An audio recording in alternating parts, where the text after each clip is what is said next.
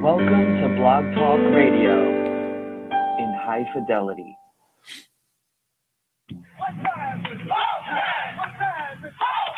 Broadcasting from Cincinnati, you're listening to the Ringside Reporter podcast. All the news in the world of boxing right here. Well, I'm talking to you the way I want to talk to you. Now, here's your host, Eric Lorda.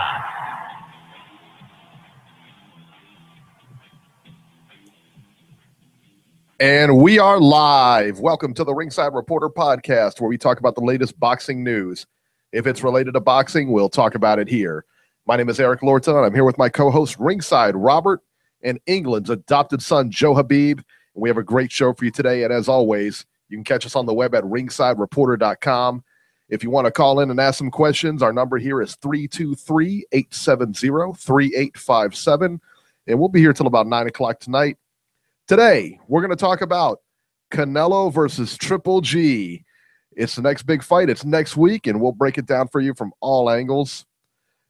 Sergey Kovalev is returning to the ring. We'll have more on that. And Adrian Broner puts himself back in the win column this weekend with a KO. The problem, of course, is that it took place on the Vegas Strip and not in the ring.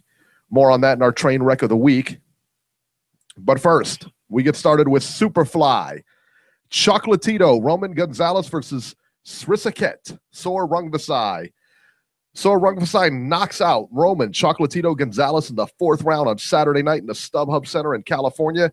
Rungvisai looked great in every round, I thought, as Chocolatito looked real hesitant in the fight. Chocolatito, of course, was dropped in the fourth by a strong right hook. He got up and was visibly hurt. He was hurt after that knockdown. And just a few seconds later, he was dropped again with the exact same shot. He was out cold. I said it from the beginning. I thought Rungvisai would win the fight. This is not Chocolatito's division. He has not looked good since he got in there. He looked very hesitant last night, and Rungvisai looked very, very good. And more than that, he looked very, very strong. Robert, what did you think of Rungvisai last night? He looked fantastic. And I couldn't believe it after the fight. He said, well, for the first fight, I only trained for 2 months.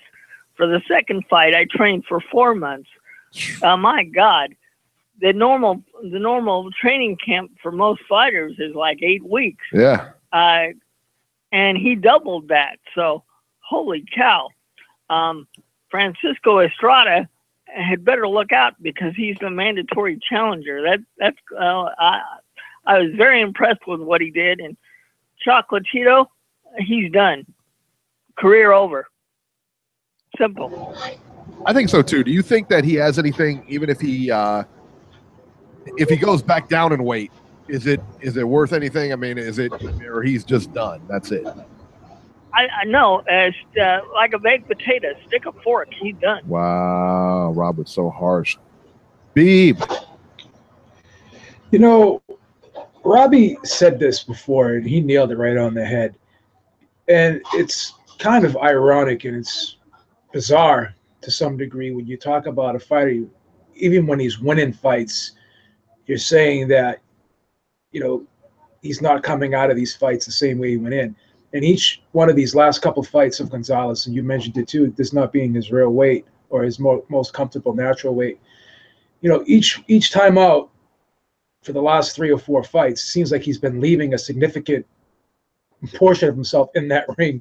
And even though his hand was raised, that old adage that Max Kellerman used to say, well, who'd you rather be in there?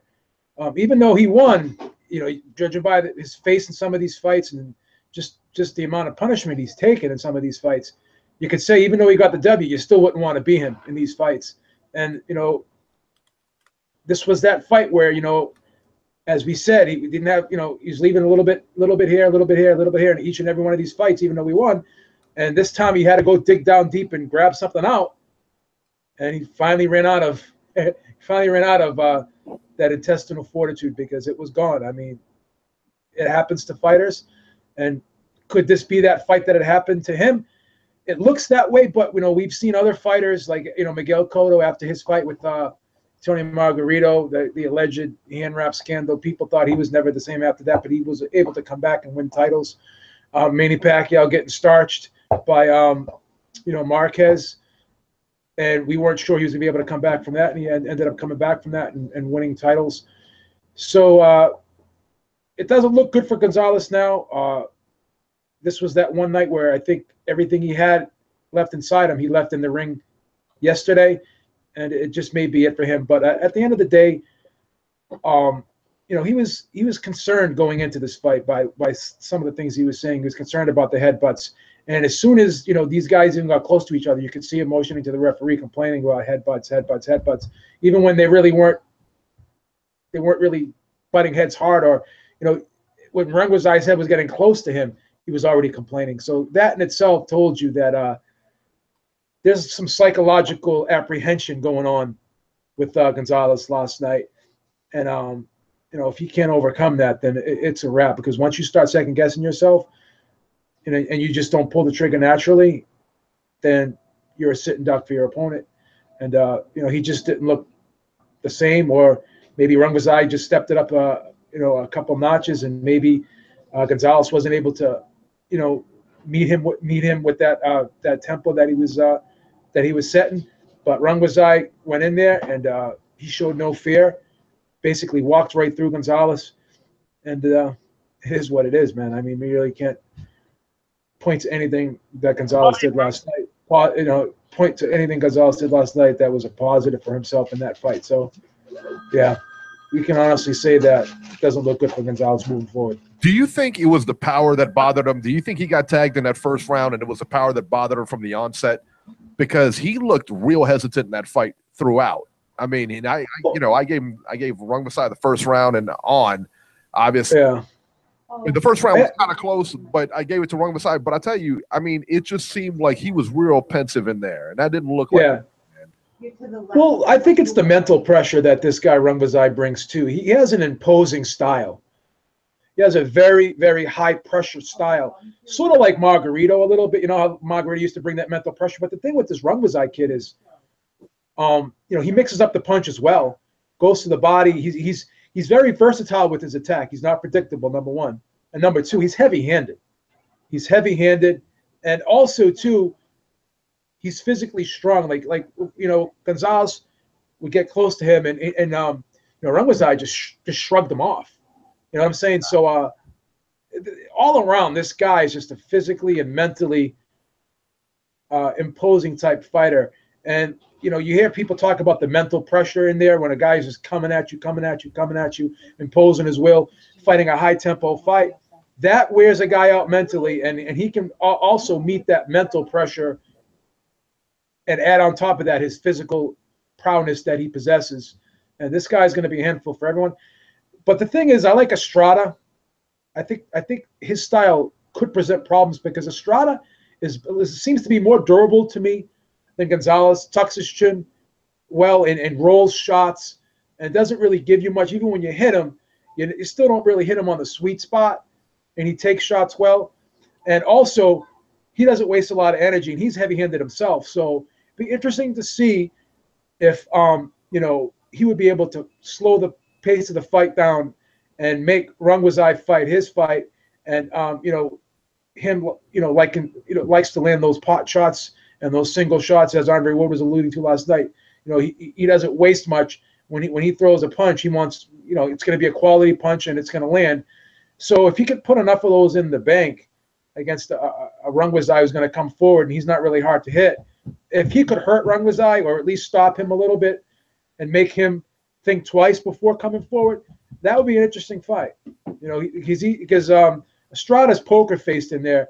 He doesn't get rattled at all in there, and his facial expression stays the same. His demeanor stays the same. It's just like another day at the office for him. So I don't think that he'd be intimidated by Rungvisai, whereas I thought Gonzalez seemed to be mentally psyched out before the first bell even rang. Yeah, I think so too. How do you think, as far as Rungvisai goes, is he the guy now? I mean, is he the guy? Does he beat Quadras? Does he beat Estrada? Does he beat Inoue? Quadras beat him earlier in his career. So Quadras does have a victory over him. Yeah. So, you made a statement before about combat math and stuff, and I don't know if we could say that he's the man based off what he did to Chocolatito, because Chocolatito beat Estrada and he beat Quadras. So based off of that, can we apply the combat math there? And the reason why sometimes combat math does work is because if you look at Ali, losing to Frazier, losing to Norton, both those guys would always give Ali problems because that was a style that Ali did not like. So if a guy just has problems with a certain style, and more than one fighter has that particular style, then yeah, it's going to be a problem for that fighter. So you could apply combat math in that regard, but I think Estrada's style could be better suited toward Rungvisai and Quadras.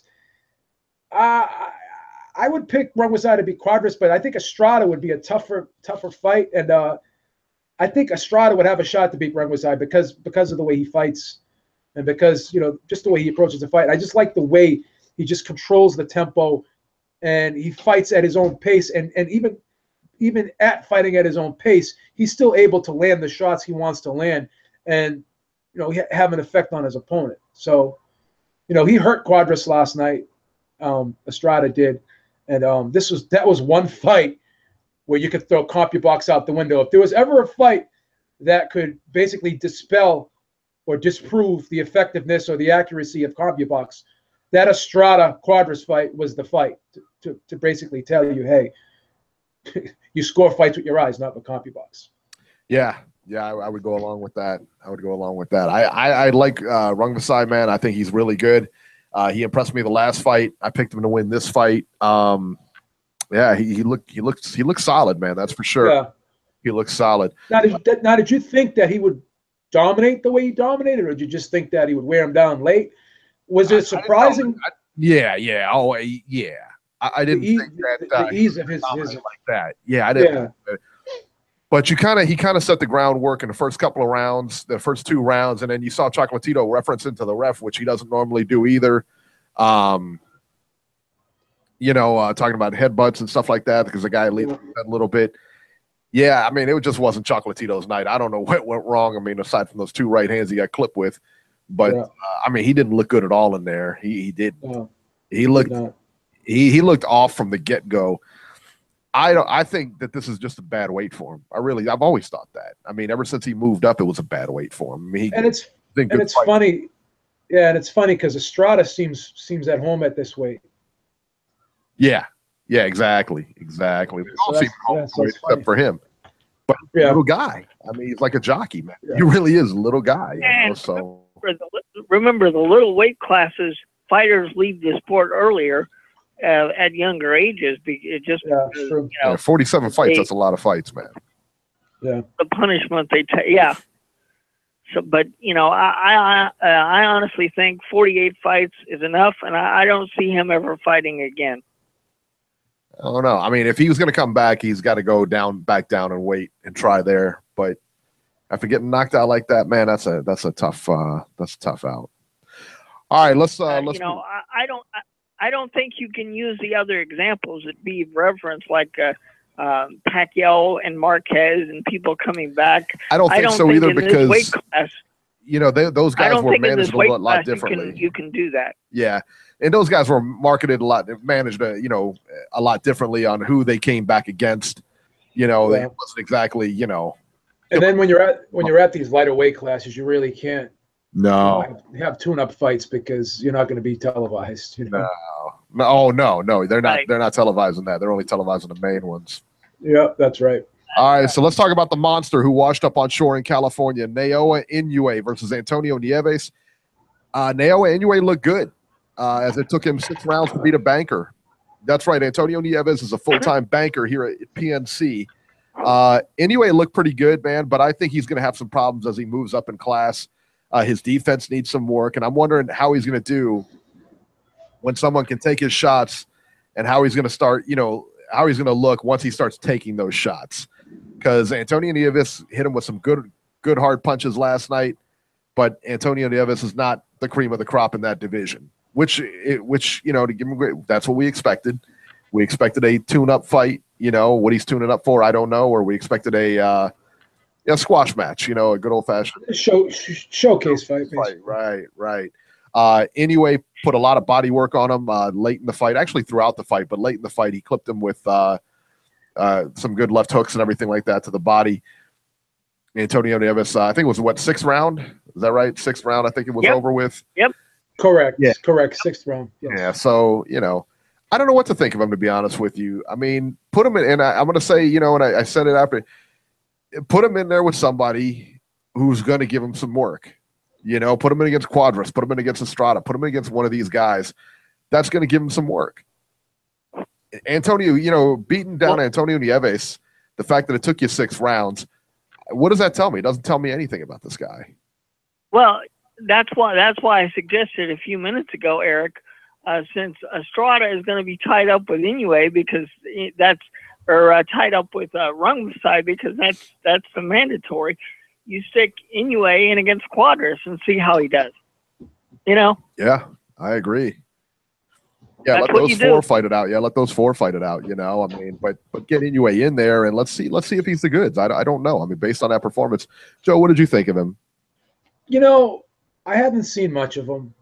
You know, and I kind of didn't know what to expect fully before watching the fight last night. I thought he would win. Everyone was telling me he was going to crush Nieves. But I had to listen to some good commentary from Andre Ward last night. And, you know, he said that, you know, basically Nieves was able to stay in there because he knew what was coming at him. So the offense was not really overly creative. It was repetitive.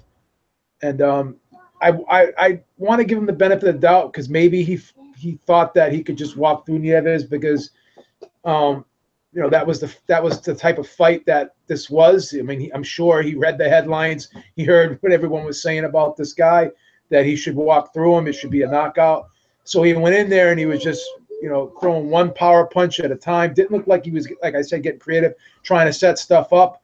And he just kept walking forward. And his attack patterns were just repetitive. So I don't know. I mean, he's going to have to come up with something else if he's in there with another fighter. That's pretty obvious. Does he already have that in the tool bag? Does he have other things that he hasn't shown us because he felt he didn't need to show us because of the guy he was in there with?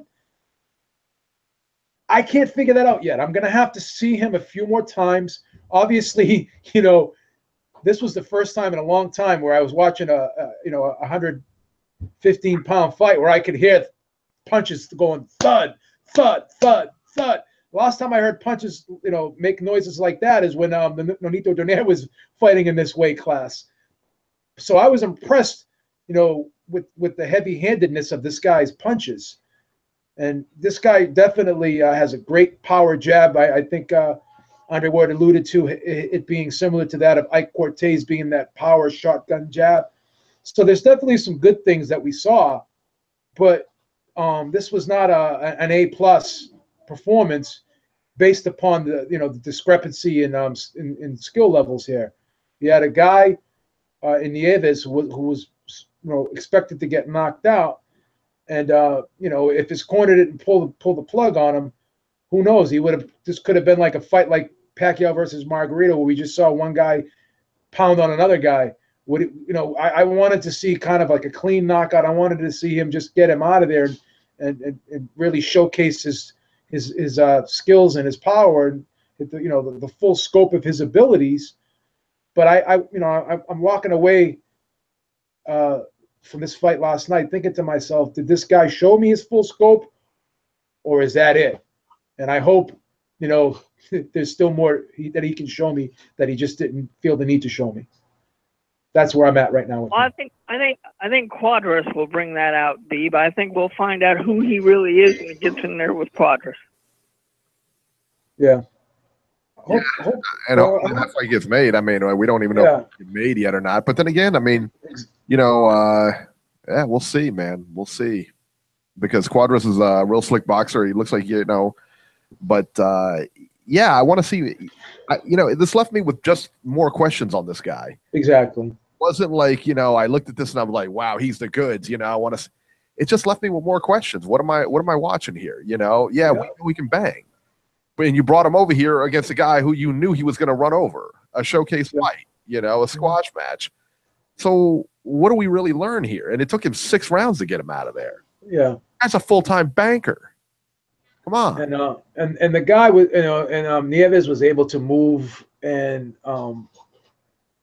it didn't look like Rungvisai was really cutting off the ring. You know, basically what happened was, excuse me, Inoue, I apologize. Sorry. It didn't look like Inoue was cutting off the ring, you know, particularly well, and he was just basically waiting for Nieves to stop, because Nieves obviously couldn't fight the whole fight on his bicycle. So, you know, we'll see what happens. Carlos Quadras versus Juan Francisco Estrada. Estrada wins a unanimous decision, 113-114. I thought Estrada won the fight too. Michael Buffer announced it as Carlos Estrada won the fight. So we had no idea who won the fight. And then, of course, it was corrected later on that Juan Francisco Estrada won the fight. I would have been happy with the draw also. I think that Chakal was in there watching the fights. He had it a draw. He was down in the StubHub Live and had the fight a draw as well. I don't know. So was Santos. He was there. Yeah. I mean, I thought that you know, honestly, it could have went either way. I mean, it would have been happy with a draw, but it was such a close fight. I had Quadras winning early, and then I had Estrada coming on late. You know, you had the knockdown, and I mean, I just Well, you know, Andre Ward, he's got a wonderful career ahead of him as a boxing analyst. He's much better than Roy Jones. I mean, he pointed out everything that was going to happen in this fight absolutely perfectly. And everything he said was going to occur in this fight. That's exactly what happened. I mean, talking about a guy nailing things, he had the best performance of the night in that broadcast crew. I want to tell you. Yeah. Joe, what were your thoughts on this fight? You know, going back to my earlier statement about CompuBox, this fight basically dispelled all the CompuBox supporters, man, because this fight, if you went by CompuBox, as most of you guys like to do out there, then Quadras won this fight. But you know, it's so funny because I'm going to talk about a fight that this reminded me of, not entirely, but somewhat. You remember, obviously, when Chavez fought Meldrick Taylor back in 1990, and you're watching Taylor land a lot of flat. Yeah, you're watching Taylor land a lot of flashy combinations. But, you know, Chavez would land a shot here and there. And each time Chavez would land a shot, you didn't really get the sense that, you know, Taylor was getting excessively hurt. But these shots had an impact. And you could see as the fight went on, Taylor's face was getting kind of puffed up. And after this fight, it was reported that Taylor was pissing blood for like a week. Yeah. So in that regard, this reminded me of this fight because Quadras was throwing the flashy combinations. They may not have been as hard as Estrada's, but you know, even though Estrada wasn't landing as much, he was definitely slowing Estrada down methodically as this fight went on, because I thought his shots were the quality shots in this fight. So just like Chavez slowly but surely wore Meldrick Taylor down, and you could see how Taylor was slowing down, even though I had Taylor up in that fight, but you could see how Chavez's work, just those little quality shots he was slipping in there every now and then, how they were slowing Taylor down. It was the same situation in this fight, because I thought Estrada was really landing solid hooks. The right hand he was landing pretty well, and he did something very intelligent. So he was basically touching him with a hook, and then he would touch him not only with the hook, and then he would have that little throwaway punch to get Quadras blocking the tap, and he would always finish that little tap with a power punch. And there was times when he would tap with the right hand up top, and then he would whip the hook downstairs to the body, just to move Quadras's hands around, getting him to try to parry shots. And he would have those throwaway punches, those little tip taps, but for the most part he was always landing a solid punch after that. Whereas Quadras was throwing like 3, 4, 5 punch combinations, but a lot of them were just kind of flashy pitter-pat shots. And in between those flashy pitter-pat shots, also you would see Estrada, mix in one of his power shots in between Quadras's flashy pitter-pat type combinations. And that's the thing. So Quadras, I think, also is always thinking about moving a lot. So he's thinking about, I'm going to get these punches off as quick as I can, and I'm going to get out of there as quick as I can. Whereas Estrada was sitting down on shots, and he was landing more quality blows. Where I think Quadras is not always thinking about landing quality punches. He's just thinking about scoring points, and he's so concerned, and he's so hell bent on thinking, I'm going to throw these punches fast, and I'm going to get out of here fast. Whereas I think he needs to sit down on a few of these shots and try to slow his opponent down, because we saw the same thing, when he was fighting Chocolatito. Chocolatito was able to slow Quadras down later in the fight, and that's how he was able to win the fight in a close competitive matchup. So I think the thing is with Quadras is, if you're fighting Quadras, I think a partial blueprint is, what? We know this guy's going to throw a lot of punches, so we got to go to the body early, try to slow him down, because he likes to stick and move a lot, and he likes to, use his feet a lot. So let's take his feet away from him. And we already know that his punches, he's not a huge puncher. So, we'll not take the punches, but we'll let him throw his combination. And if he hits us with 1 or 2 of them, as long as we come back with one of our own and make it count, then we can slow this guy down early, and we're going to have a different Quadras in the second half of the fight. Because this is another fight where I thought he kind of faded late, whereas I thought he faded late in the Gonzalez fight as well.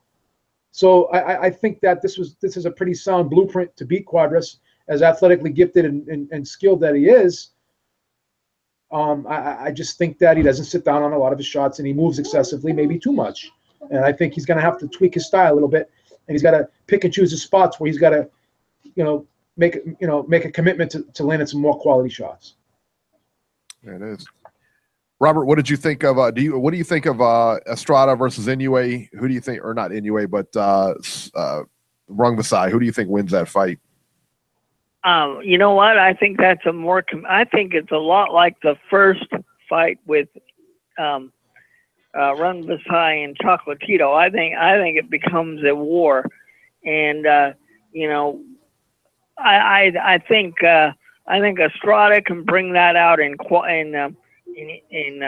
Rungvisai, and I think Quadras, even though he lost last night, can test the monster and find out if he truly is a monster. That's why I would love to see these 4 guys on the same card, fight, because then the 2 winners can fight later on. Hell, why don't you allow me to program HBO Boxing? I just set up a perfect doubleheader. There we go. I mean, that has got to be the way this plays out here. There's no other option, I don't believe. Wow, just left Chocolatito out of the loop, man. It's cold-blooded. That's right. All right.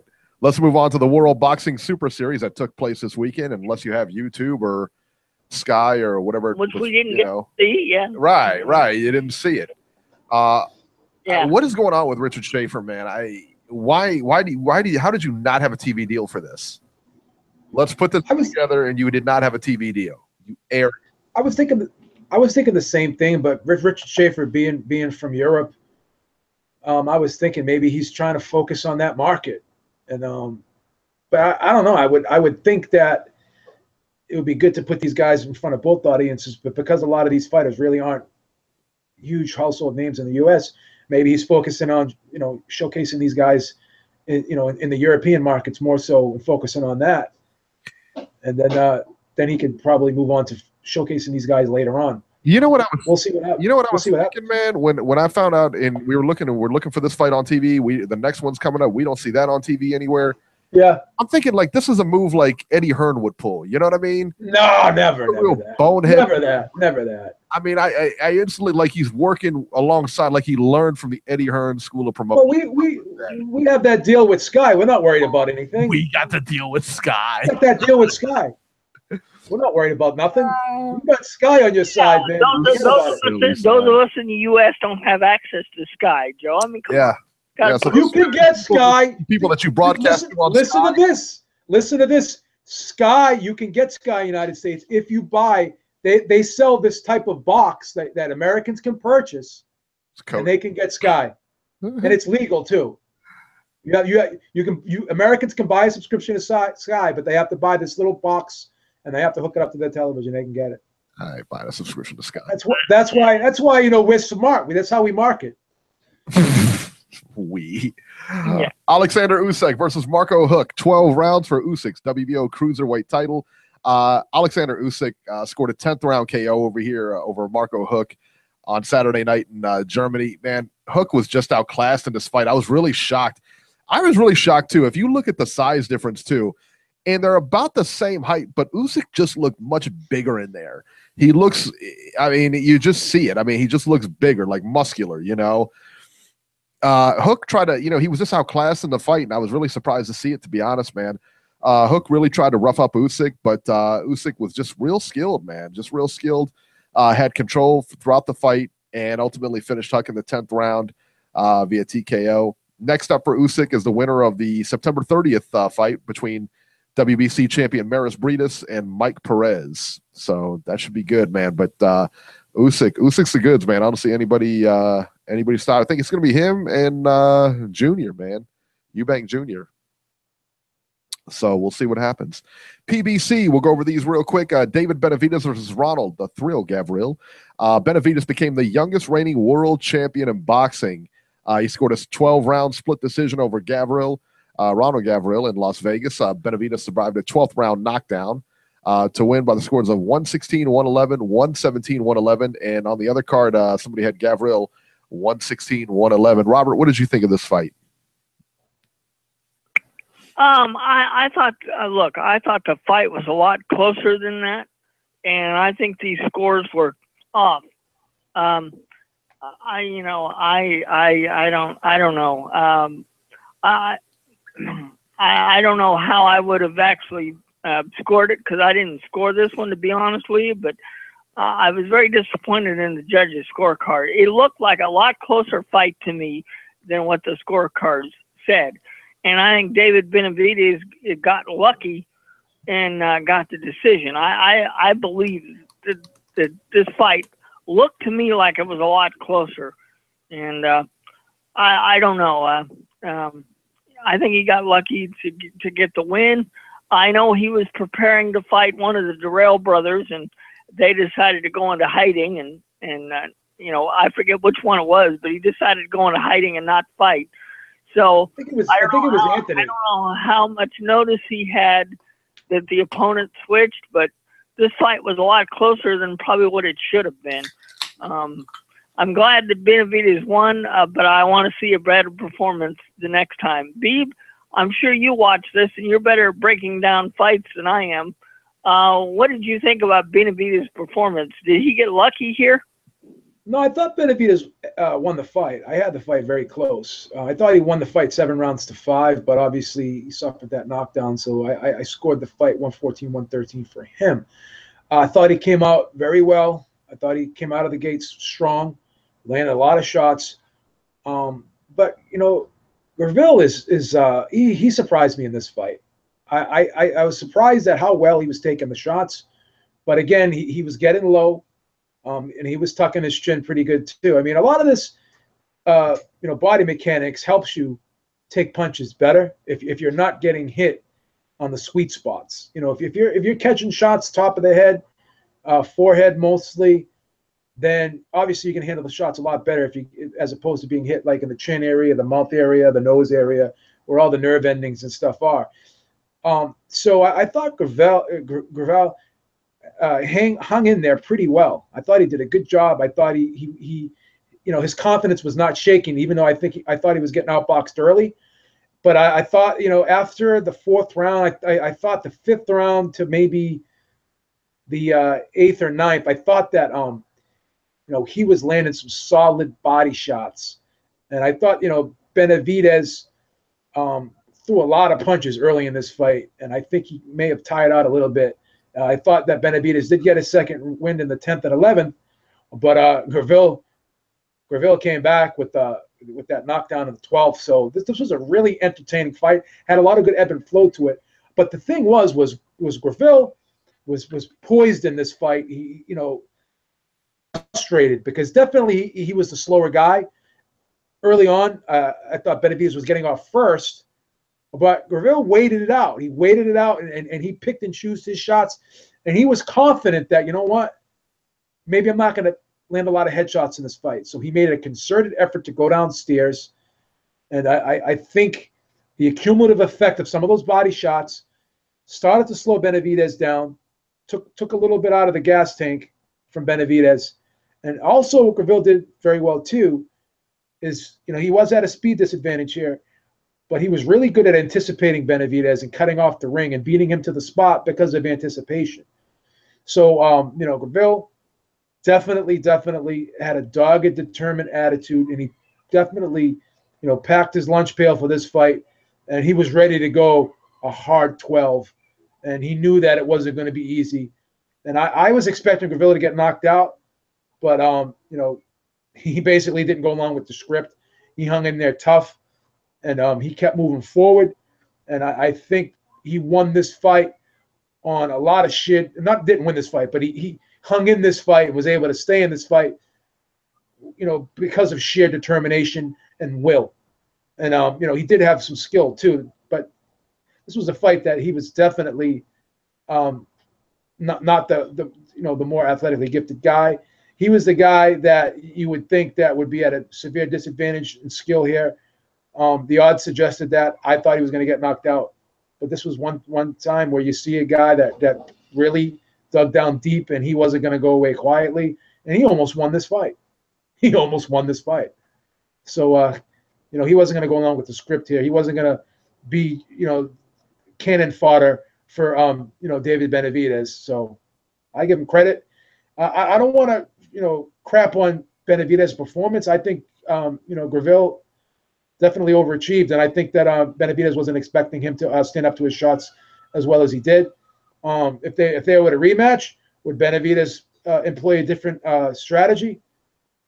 Possibly. And so that, based off of that, and based off of how well Graville did, I would like to see a rematch. But I thought Benavidez did eke it out. There you go. J. Leon Love versus A.B. Hahn, 10-round super middleweights. J. Leon Love ended with a technical draw. Hahn was cut with a head clash, and then the bout went to the scorecards. Judges had it 79-73 for Love, and then 76-76, 76-76. So a technical draw there. Caleb Plant versus Andrew Hernandez. Caleb Plant, of course, wins a unanimous decision over a late substitute, Andrew Hernandez. So there you go. Just a reminder, tune in this Wednesday for the Russell Scott Boxing Hour, 8 p.m. Eastern. Tune in to ringsidereporter.com or beatingtheoddswithbeeb.com, and you'll catch the show. It's going to be Russell Scott, myself, and Beeb on that show. And Russell Scott is a big boxing fan. He does a great job on his show and trying to make the move over. So we'll see. It'll be a great show, that's for sure. He's always entertaining. Very funny guy. Very good host. So it's going to be fun, man. Going to be a lot of fun. So make sure you tune in. All right, let's go to the phones here. 312. 312, you're live. Oh. Yes, you're live. Fight Doctor in the house. Fight Doctor, Well, hello, what's happening? Fight Doctor. All right. What's going on, gentlemen? Not much, man. Not much. How are you, sir? Doing well. I didn't expect to be the first caller. You guys kind of caught me off guard, so my bad. I'll pay better attention next time. So what's on your mind? I just have a quick comment. Sure. Listen, the first 6 rounds of the Quadras Estrada fight, Letterman had it, 5 rounds to 1? 5-1, yeah. Yeah, so I didn't see that fight. You know, I saw a guy in Quadras who was essentially walking into left hooks for the most part. And funny thing is, when Letterman was explaining his card, you know, part of the reason that he gave, or part of the justification he gave for scoring the first 5 out of 6 rounds to Quadras was that Quadras was the guy moving forward. But at the very moment he made that comment, Estrada was the guy moving forward and had been the guy moving forward. So I think it's time the HBO take a hard, long look at Harold Letterman and ask themselves, you know, what type of product are we trying to sell to our prescribers?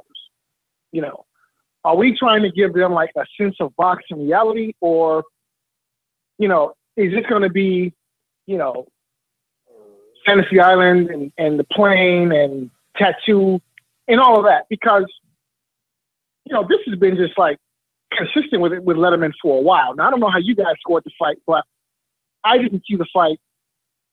I didn't see the first 6 rounds that Letterman saw. I'm sorry, I just didn't see that fight. Now, maybe I wasn't paying attention. Maybe I need my prescription changed. You know, maybe I smoked too much weed. I don't know. But what I do know is I didn't see that fight, okay? I didn't see that fight. 6 rounds to 1. I'm sorry, 5 rounds to 1. I didn't see that fight. And, yeah, I think, you know, Letterman has been like on the decline for some years, and it seems like lately he's just gone off the side of the cliff because he's just like totally and completely blind. He can't call a fight for shit nowadays. He just can't. Robert, what do you say to that? So, well, a lot of times I do disagree with Harold because there was no way. I mean, I thought Quadras had won most of the early rounds, but I was shocked when he said 5 rounds to 1 because I didn't see it that way. I thought it was like 4-2 maybe, or you know, something of that sort. Yeah, but I mean, is it really that far off though? I mean, by that. Yeah, but is it really that far off? If you had it 4 rounds to 2 and he had it 5. I have some people who do. No, I put Parmesan cheese. You don't like Parmesan cheese. You know, I was just surprised by that. I don't know, but maybe Fight Doctor's onto something here. But I do find myself disagreeing with Harold quite a bit. You know, because even Andre Ward said after Harold read his score, he basically made the comment, I'm not sure what you're watching, because he said this fight could be 3-3, Harold. You know, yeah. So how did you have it scored, Fight Doctor? How did you have it scored again? I think that would have made a lot more sense. Yeah. How did you have it scored though for the first 5 rounds or whatever? Like I said, I'd have to go back and look, but I believe I had it 4-2. Fight Doctor, how did he have it scored after the first 5? I actually didn't score the fight. Okay. But what I do know is, you know, I mean, typically I take like mental notes and I say, okay, well, this guy won, that guy won. And when Letterman announced his scorecard halfway through the fight, I was shocked. Yeah. You know, I was just like, well, actually, you know what? No, I wasn't actually shocked because it didn't surprise me, because this has just been a theme with Letterman for some time now.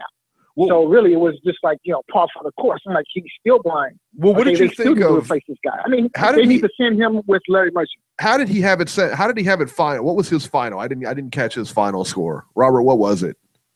He had it 114-113 for Estrada, but that's because during the second half of the fight, he gave more rounds to Estrada than he did Quadras. Sure. You know what's funny? The people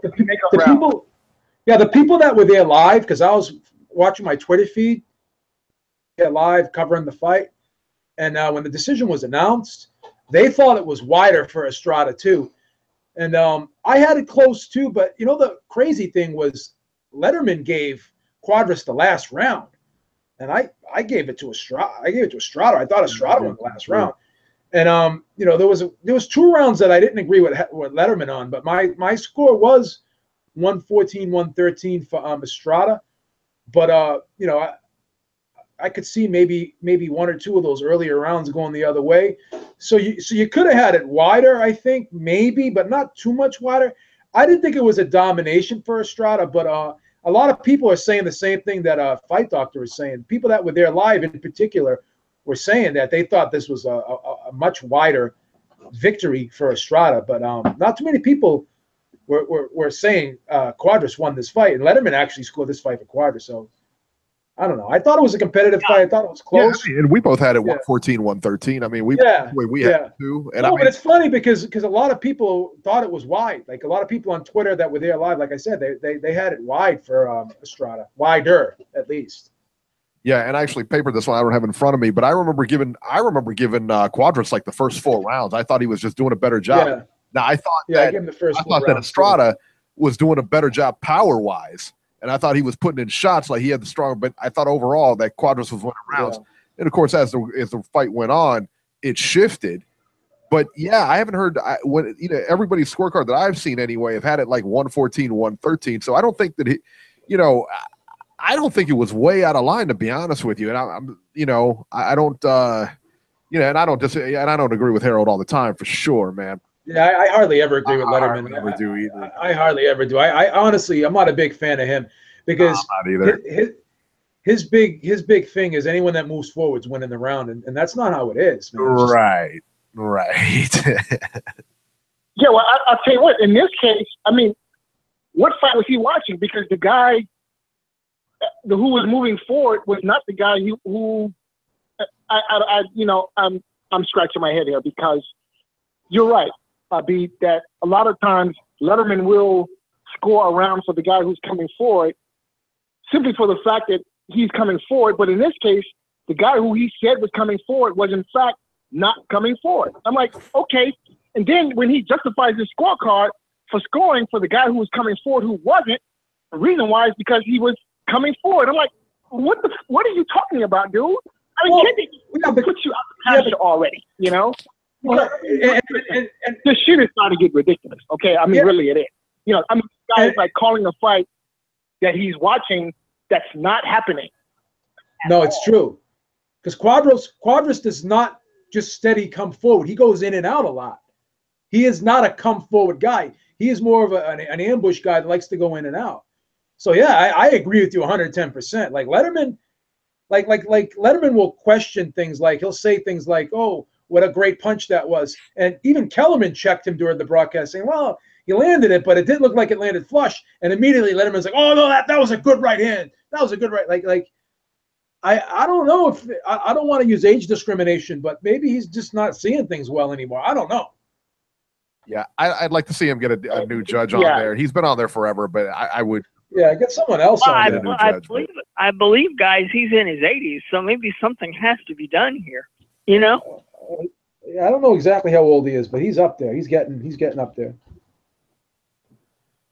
Yeah, I would agree with that. I don't want to see anybody be unemployed, but it's something you got to consider because Showtime doesn't give Steve Farhood a chance to break down his cards the way that Harold Letterman is allowed to talk about his cards. And I agree with Showtime would. I think if Showtime would allow Steve Farhood to break down his cards the way Harold is, I think you'd find that Steve Farhood is a much better judge in a he is. He is. I find myself agreeing with him a lot more. A better judge. I mean, at the end of the day, and I don't mean to interrupt, but at the end of the day, I don't think Farhood actually has to explain his scorecards because, to be completely honest, from my point of view at least, his scorecards make a whole lot more sense. I mean, I find myself watching fights and looking at his scorecard, and 90% of the time, I'm agreeing with Farhood's scorecard. Letterman, on the other hand, it's like the complete opposite. I'm disagreeing 90% of the time.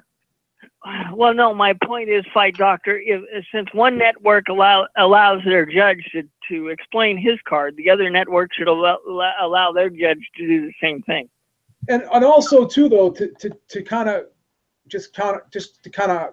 argue that a little bit, Robbie.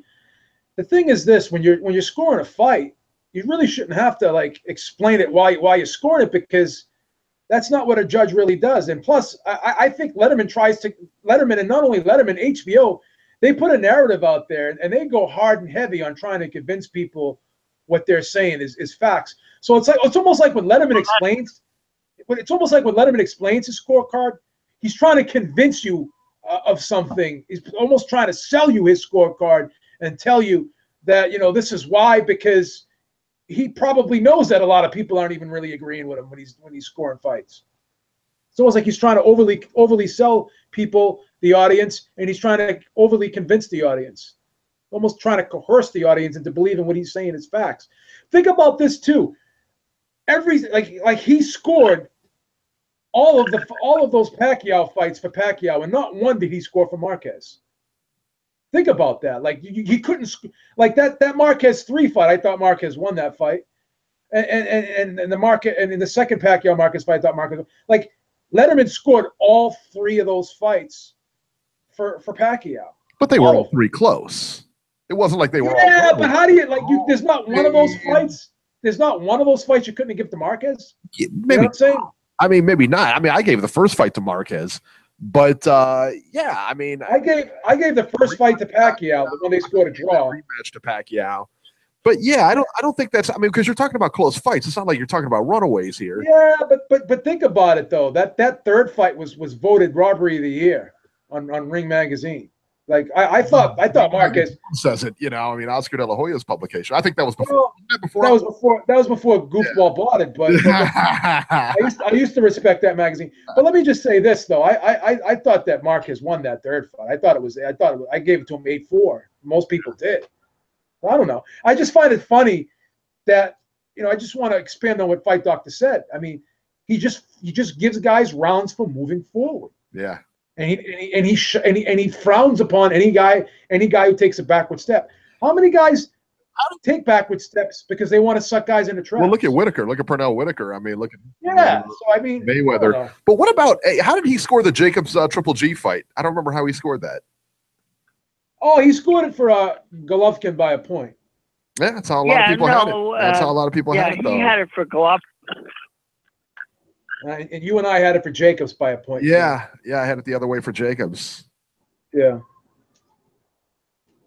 There you go. Occasionally, you know, listen, even a broken clock is right twice a day. Okay? I think that's the situation with Letterman. Okay, you know, occasionally he will turn in a scorecard that actually makes sense. If you had Golovkin by a point, then yeah, you can make an argument for Golovkin by a point. It was a close fight, could have gone either way. But gentlemen, I submit to you that if you look at his scorecards in fights where there's a house fighter and the house fighter is fighting the guy who doesn't have a powerful promoter, a connected promoter behind him, you'll find, in my opinion, that most of the time, Letterman card is going towards the house HBO endorsed fighter. Crazy.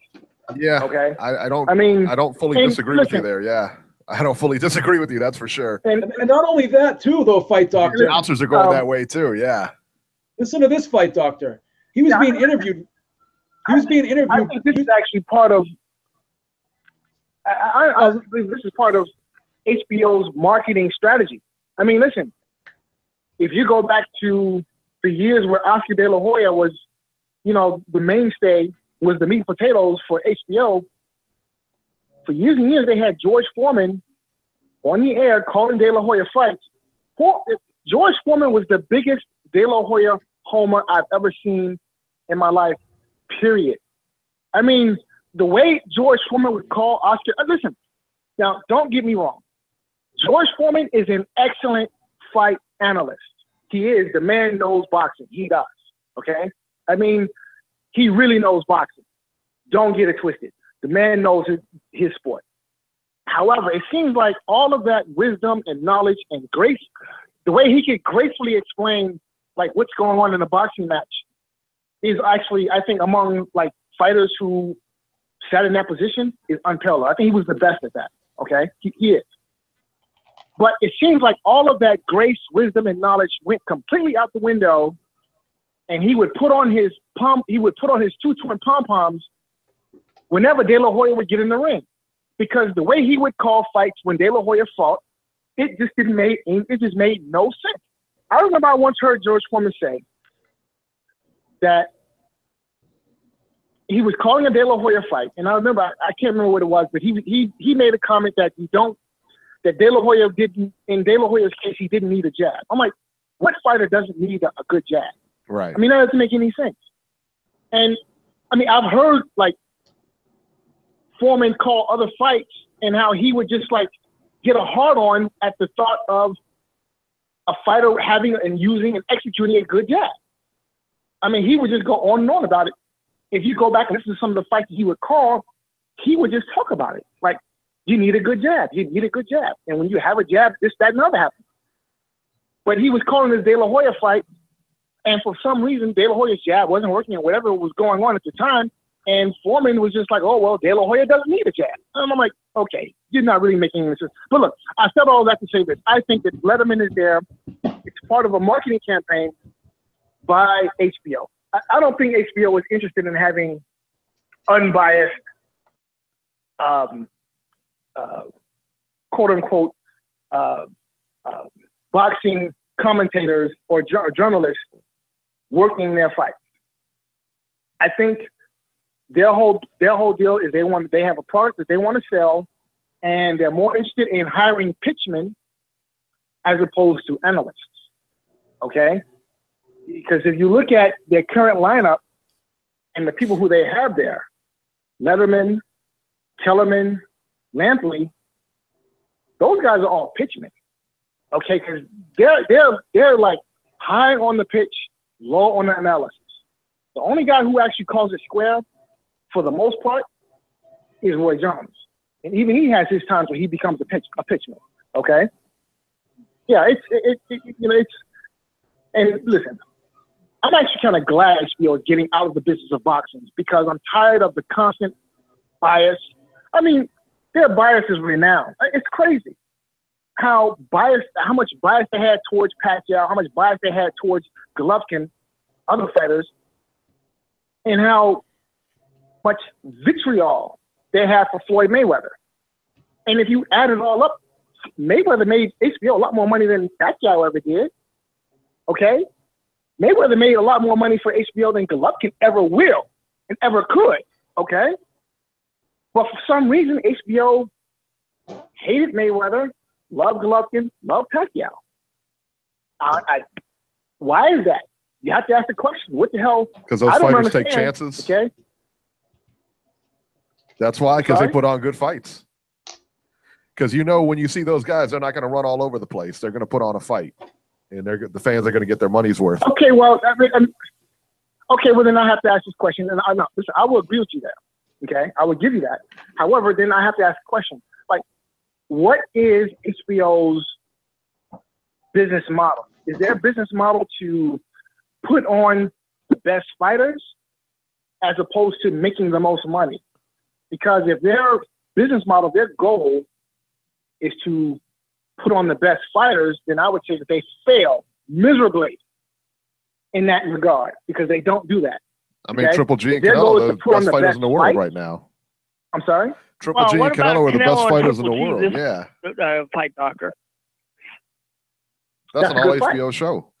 Canelo, Chocolatito, Chocolatito and Saul Rungvisai. I mean, those two guys. I mean, yeah, they talked about Chocolatito being one of the best pound for pound until last night. I mean, yeah, I think they put on. They got better fighters. I mean, they just do. But I was watching a video once when Harold Letterman was being interviewed, and they were talking about Rigondeaux, and he openly said that Rigondeaux was horrible. And this was when Rigondeaux was a top level guy. Like, he was thought to be one of the best in the world, like, of all fighters, right? And just because you don't like it, the thing is this: if a guy wins and he's effective, I think the guy should be given credit. But for a guy who judges fights to come out and say the guy is horrible, like, how could you say Rigondeaux? Like, you may not like his style, but you still have to acknowledge that he's a great fighter, number one, and number two. If you say that the guy is horrible, how can we expect you to be objective when you're HBO's token? That might have been the worst broadcast in history when they did that. I forget which pay-per-view it was, but it was either the Triple G David Lemieux pay-per-view or it was the Cotto Canelo pay-per-view. One of those. It was the Cotto Canelo pay-per-view. I remember. Or Randy had a fight on the undercard. Remember that? Right. And they Harold just trashed Turman him. basically said throughout the fight, "It's the worst fight I've ever judged. I can't stand this dude." I mean, he openly said how horrible he hated to watch this guy. And so if you have a bias against a guy's style, how can we expect you to be objective when you're scoring a fight of his? That's the problem. I agree. Fight Doctor, we're going to get moving here, but before we go, who's your prediction, Canelo or Triple G? I'm going with Alvarez. Nice. Look at you. Sorry? I said, look at you, man. Alvarez, good pick. Good pick. Solid. Yeah, I'm going with Alvarez. I think that Alvarez is on the upswing, and Golovkin is, he's crested, and now he's, on the downslope. There you go. And I think where the two intersect at that intersection point, Alvarez is going to be slightly above. So, that's just how I see it. I think, listen, I'll be honest with you, okay? I'll be honest. I think Canelo is catching Golovkin at the right time. I think perhaps maybe they undersold the amount of punishment that Golovkin took in the Jacobs fight. Jacobs put in some good body work. And if you look at the second half of that fight, Golovkin he just didn't look good in that fight, Yeah. He didn't look good in the, to be completely honest with you, he didn't look good in the Brook fight either. All things considered, yes, he knocked the guy out, but he was supposed to knock the guy out. Okay, but you're not supposed to be losing rounds to a welterweight who, in the process of losing rounds, being made to look like an amateur, which is essentially what happened in the Brook fight. So, yeah, I just think this fight had happened 2-3 years ago. Maybe my pick would be different, but the guy I saw in the Jacobs fight, I think he's at this point ripe for the picking. There you go. There you go. Fight Doctor, give us a call next week, man. We appreciate it. Appreciate you listening, man. He's always got good insight. Always. Thank you, brother. Thanks for calling, brother. Always nice to hear from you. Love it. Love it. You know who him and Corey need their own show. Him and Corey need their own show. Really? Well, maybe not Corey. Maybe we just have Fight Doctor having his own show. Corey's been badgering me in the chat. Hey, I'm online. Corey's in the chat. Corey's in the building. He wants to talk about the monster, Inoue. So. Oh, Jesus Christ. Yeah, right. All right. So let's go back to the phones here. 970. You're live. Yo, that's fucking hilarious. That battery you to get on the line and you go to me. Take that, Corey. You fucking burned it up right now. No, I'm just kidding. I love Corey. You got good calls. What's up, guys? He just responded. He goes with the F in there. I love it. I love it. Don't worry, Corey. We're gonna go to you next, Corey. Don't worry. Yeah, we'll go to you next. We're gonna do a couple more segments and then we'll get to you. That's hilarious. The whole idea. We love making him wait, man, because the longer he waits, the more frustrated he gets. Corey says he's coming to Title Town. You guys got to amp him up for his calls. I see how it goes. That's hilarious. Anyways, what's up, man? Oh man, this is my week, guys, but I don't know what's going on, man. I'm heartbroken. Pacquiao lost. Chocolatito lost. I don't know what to do with myself right now, man. Damn. Did you know? I don't know if you knew Hand Rams. Did you know that I called that fight? I said that Rungvisai was going to win. Did you know that? I wasn't sure if anybody knew that or not. I just wanted to throw that in there. I wasn't sure. That was a great pick, Eric. I did hear you say that, Eric, and thought I was crazy. I guess you just remain on fire, right? You're just like, how many picks in a row is that? This is very true. This is very true. It's a lot. It's a lot. But you did pick your hometown boy to win against the monster, and we saw what happened there. Though, I thought the referee was horrible in that. I thought the referee was horrible. I thought that And I thought that last the one that he got stopped on was a foul. He so was a full-time banker. He's a full-time banker, son, and he still gave that guy but work. Did you know that after the fight? Yeah, no, I knew beforehand. No, I knew beforehand he was a full-time banker. He was a full-time banker. Oh, man, you should have. He's a teller. He's counting out money. You should have told me that shit. You should have told me that shit before the fight, man. I was totally counting on this motherfucker to do something. I thought, sometimes these guys would come over, they're all hyped. And I agree with the Beeb. Beeb was 100% on point. I need to say nothing further because Beeb was on point. That's my exact feelings on the guy. He's got to show a lot more, but it was what it was for that competition he had in front of him. Yeah, but it took him 6 rounds to get rid of him. Man, my boys lost, man. Got knocked out. Jesus Christ, man. That was horrible. The only thing that's going to make me feel better is obviously when Canelo does it to Triple G next weekend, then I'll be feeling better, but it's going to take me a good week to get over that loss, So what are your feelings on that fight, man? How do you think Canelo wins, man? Because I know you're taking Canelo, but how do you think he wins? Man, listen, I've been picking Canelo since everybody said Canelo was stuck. My only concerns was Triple G might be too big for him, and now the boy's filling in, man. He's looking sharp. What you think, Beeb? Oh, looking sharp, right? He's on them Mexican supplements, son. I'm gonna be honest with you, man. I don't like him big like that. I don't like him big. He's already got slow feet. This extra weight, it's gonna interfere with his the extra muscle mass. It's gonna suck up the oxygen. This is a guy that has a history of fading. But I will say one thing about Canelo. One thing I do love about Canelo that he has improved on is he's starting to pace himself better in fights because he's more relaxed in fights. Whereas early on, I thought that he got a little, blew his adrenaline a lot in fights, blew his wad. I think because he paces himself a little bit better now, I think, he's actually not faded. But his correction to that problem is, basically fighting in spurts and not throwing a lot of punches. Will that help him in this fight? We're going to go to this in my segment later, so I just wanted to throw that in there, but I don't want to get too much. I can't wait for that. I can't wait for you guys' breakdown, man. But just to give you my personal opinion on it. Don't forget the pay-per-view starts an hour earlier, guys. 8 o'clock instead of 9. So like Robbie's getting kicked back from the pay-per-view, son. That's why Robbie's not going to fall asleep now in the main event. He'll be ready. Oh, he's on the West Coast. I apologize. He's on, what is it, like 3 o'clock over there? I appreciate that. Yeah. Well, I don't know if this means we're going to get extra fights or they're just starting the pay-per-view an hour earlier. So, I have no idea.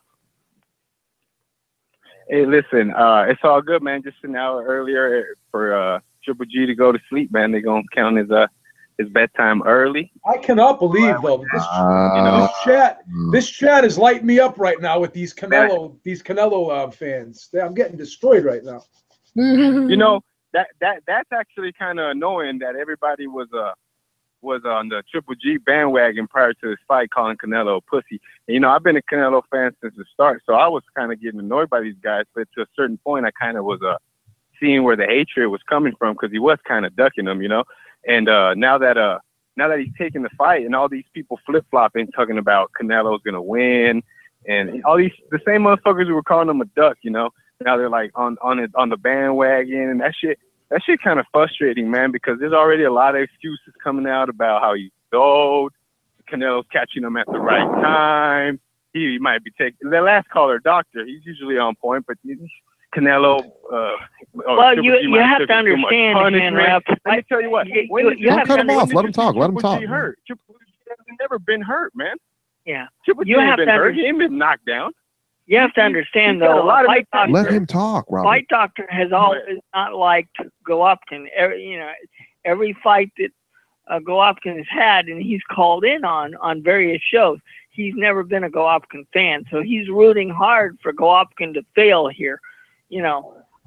Look, Canelo is a good fighter. I think this is going to be more competitive than what some people think. All right. Well, we'll explain that. We'll talk about that, man.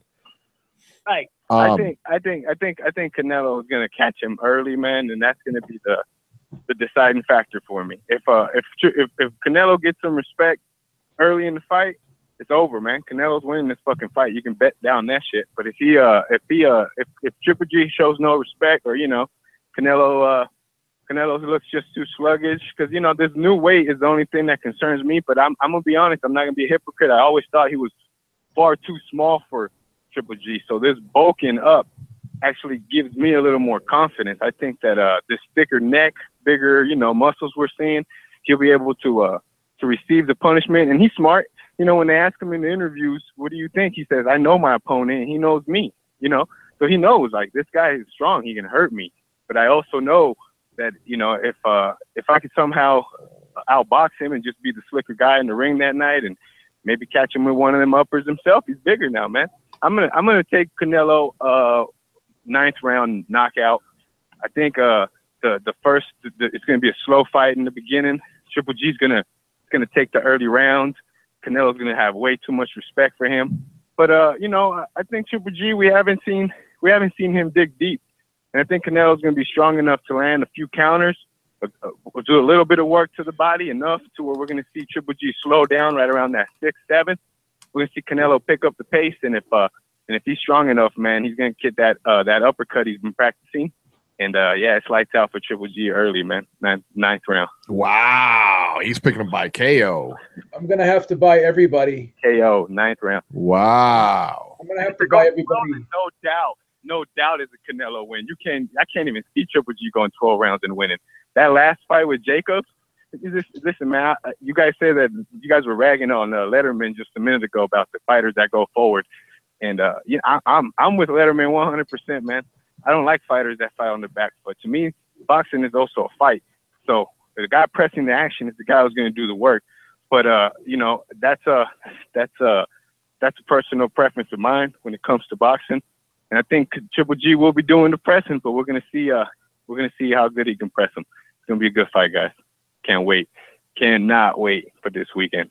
And I'll let you guys go so I can hear your guys' breakdown. Appreciate you guys. I have to say, I was already hyped up for this fight. But I got to say, Hand Wraps has really ignited my hype for this fight. He's ignited the fuel in the Beeb's fire, man. I'm going to buy everybody a pair of Beeb vision goggles after this fight so they could see what I could see, baby. You picked Amir Khan by knockout, baby. I threw them. Not by knockout. I didn't pick him by knockout. I didn't pick him by knockout. I picked him to win a decision. We have to, because Beeb always hates on Canelo. He be trying to he hates Canelo. And Khan was schooling Canelo before he got hit with that lucky punch in the 6th round. Lucky punch. Oh my God! He left his chin wide out there. Just like let me tell you what. Gilbert got hit with the lucky punch in the 1st round? Was that a lucky punch too? Yeah, I tell you what, man, Canelo can crack, man. No question, man. He can crack.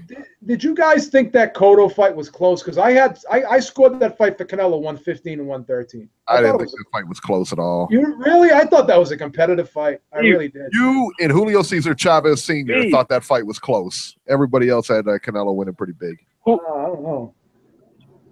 Just one question, Beeb. Who does Canelo have to beat? Since you picked everybody, Austin Trout, everybody. If Canelo wins this fight, I will. Tell me, who does he have to beat? If he beats Triple G, is he too old, or does he have to beat? No. I don't know. I will never say that. I will never say that. I hate when people say that. I hate that. Oh, I can't stand when people say that. What's that? I will never. What you got to do? People use age as like the whole thing with Mayweather-Pacquiao. Mayweather was 38 when he fought Pacquiao, but Pacquiao was past his prime and Mayweather wasn't. I hate when people do that age thing. Oh, I can't stand it. Oh, well, he was too old. Mm-hmm.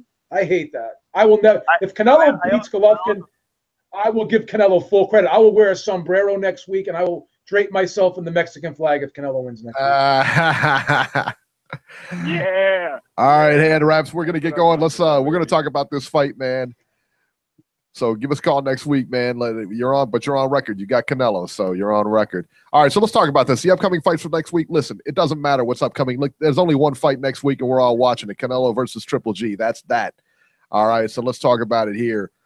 Let me ask you why. I mean, a lot of the callers and everything like that, I'm seeing like a groundswell of people taking Canelo, but overall, like the pros, I see a lot of pros picking Triple G. All of the media's taking Triple G by a large margin. Why is nobody giving Canelo a chance in this fight? In the sense that, I see a lot of, like I said, the media's taking him. Most people are taking Triple G in this fight. Canelo's only got one loss against the prime Floyd Mayweather, man. He was a very young fighter at the time. He's only gotten better since that loss. He's got a better resume than Triple G. He's fought better quality of opposition. Why is nobody really giving him? I mean, why? Jim Lampley said he wouldn't be surprised if he got knocked out in 3 rounds. Why the hate? Why is nobody giving this guy a chance, man? I just think it's the style. I think Canelo, honestly, is being totally disrespected by boxing people. A lot of people who cover boxing, who do shows like we do, and who are supposed to know things. They make it sound like, this is going to be the easiest payday Golovkin's ever had. It's going to be an easy night's work. Canelo doesn't offer any resistance. He's got stamina issues. He's got this. He's got that. We all know what Canelo's issues are. But he's 27 years old. Triple G is 35. This is not, this is not a rookie against a veteran. I mean, I didn't know this until I watched the 24/7 last night. I didn't know that Canelo and Triple G used to be sparring partners. They sparred on several different occasions. Yeah. When Canelo was younger, and they told each other, even back then, one day we're going to have a hell of a fight, and that's what I expect this to be. All of these people that think that this is going to be Katie bar the door, it's going to be over. Somebody's going to go to sleep. I don't know where they get that opinion from, because Canelo he's never really fought anybody like Triple G as far as a heavy puncher is concerned. So we don't know how well Canelo can take a punch. Canelo's going to offer Triple G things that he probably hasn't seen. I think this is. Now, look, I don't like the fact that we had to wait 2 years for this fight. This fight should have taken place realistically after Canelo beat Cotto, but, it's here. But, I mean, I can't believe the number of people who think this is going to be easy and it's going to be non-competitive. I don't. Now, look, it might turn out to be that way, but I don't see it being a non-competitive fight. I see it going the distance. I see it going back and forth. And I think it's already in the tea leaves. We're going to have a rematch probably next May. Wow. I think you can mark that down. But I don't know what everybody sees here. I mean, I just don't get it. As far as people who are supposed to know the sport, I don't know what they see here. So, Robbie, how could this fight, when it was talked about a year ago, and everyone was saying how Canelo was going to get destroyed, what really happened in a year to change everybody's mind? This whole thing with Kell Brook got destroyed. He won 2 rounds. So McGregor wins 4 rounds against Mayweather. So, do we overstate that? I mean, Brook got knocked out and he was damaged. His face was broken. They had to take his face apart and put it back together again, put a metal plate in there. Golovkin destroyed him. Danny Jacobs, I picked him to win. I thought he won the fight. He's 180 pounds and he's 6'1". He's a bigger, faster, more powerful middleweight than Canelo is. Okay, and then Triple G has fought guys who can punch. David Lemieux took his shots. Curtis Stevens took his shots. Danny Jacobs took his shots. I mean, he's been in there with guys who can crack, and he's taken their shots very well. All of a sudden, like, people are talking about Golovkin like he's a shot fighter. Like, in 1 year, he's aged 20 years. This styles make fights. It's an old cliche that's been used, but it's so applicable here.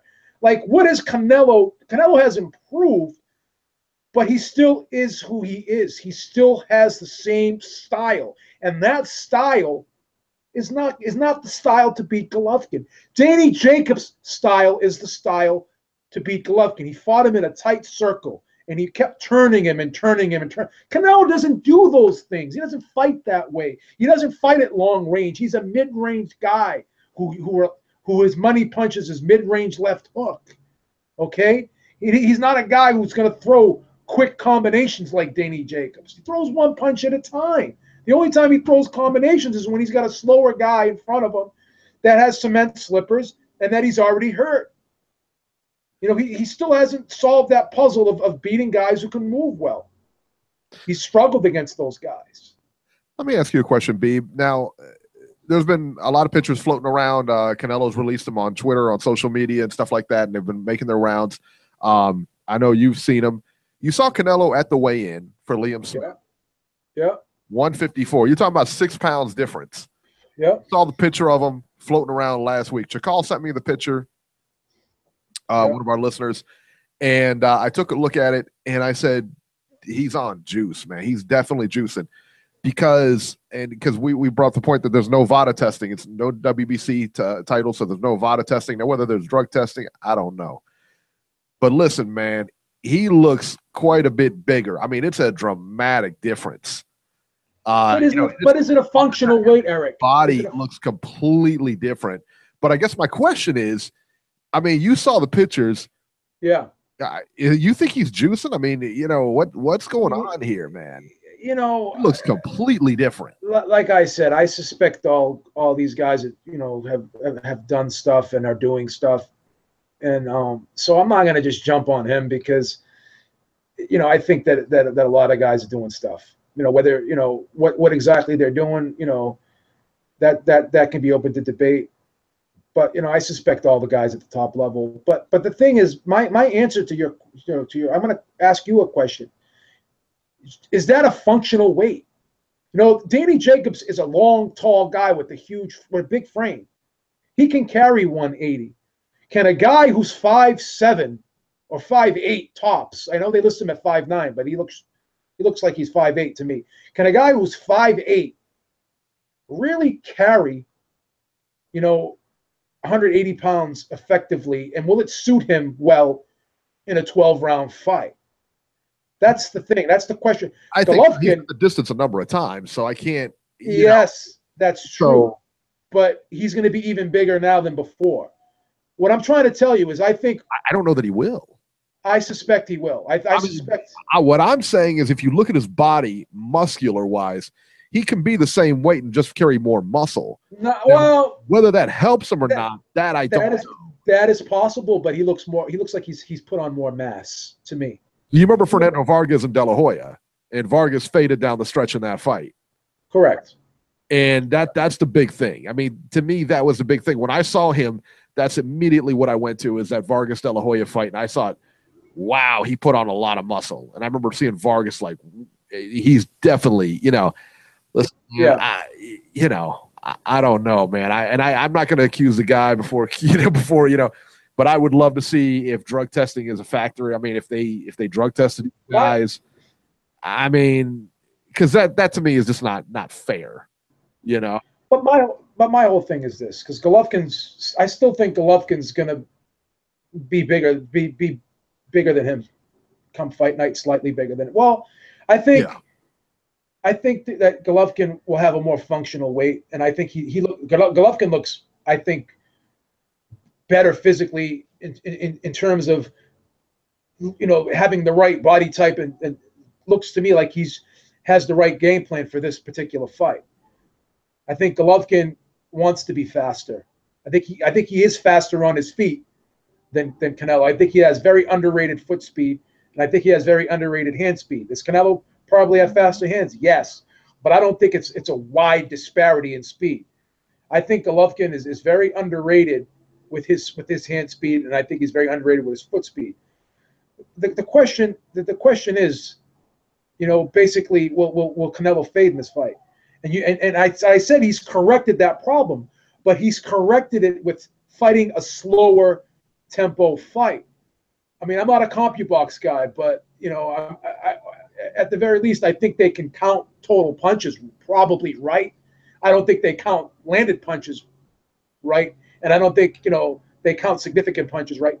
But they've tracked his fights, and he's throwing like 40 punches around, and the middleweight average is like 60 punches, and Golovkin throws around 65, 70. So he's throwing a lot more punches, Golovkin, and Golovkin, I think, it just fights a fast-paced, a pressure type fight. Okay, he puts pressure on guys, and he imposes his will on guys. So can Canelo have that laid back counter punch style against a guy like Golovkin? Will that be effective? I think you need a stick and move style against Golovkin. I don't think you need a guy laying back in the cut, fighting a slow paced fight, throwing one punch at a time. I don't think that's the style to beat this guy. So that's the thing. And we don't know, how hot a puncher Canelo will be at 160. I think he's taken that approach of Danny Jacobs. I'm going to put on all this weight so I can be more durable. All right, you're going to be more durable, possibly, maybe, but will you be able to carry that weight in the later rounds, and will you be able to throw your combinations quick with that extra weight on it? He looks like he put on some bulk to me. It's not. It's like it's a lot of mass, but is it functional mass and is it quality mass? Definitely doesn't look fat. Don't get me wrong, but he's got like that sprinter type look to him now. He doesn't have that anaerobic look where he can that athletic look where he's well rounded, where he can have some stamina as well as speed. See what I'm saying? Like Golovkin looks like he leaned out pretty well for this fight. He looks really good. I just think style-wise, Golovkin does not have the style to be. Canelo does not have the style to beat Golovkin. I just don't think style-wise. This is not the style that beats Golovkin. I just don't see it. All right. Let's go to Robert, and then we're going to do the Beating the Odds with Beeb segment, and he's going to tell us how to bet in this fight. Robert, who wins and why? I think Triple G will win, and I do think Canelo is taking a page out of Danny Jacobs' book, but I don't think that will work well for him. That's one of the reasons why I do think that this is going to go the distance. I think Canelo thinks he's going to be able to take the shots that Triple G throws a lot better than than he would if he wouldn't have bulked up. And maybe that's what he thinks that Danny Jacobs did.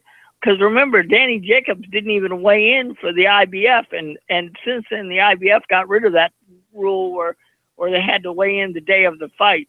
That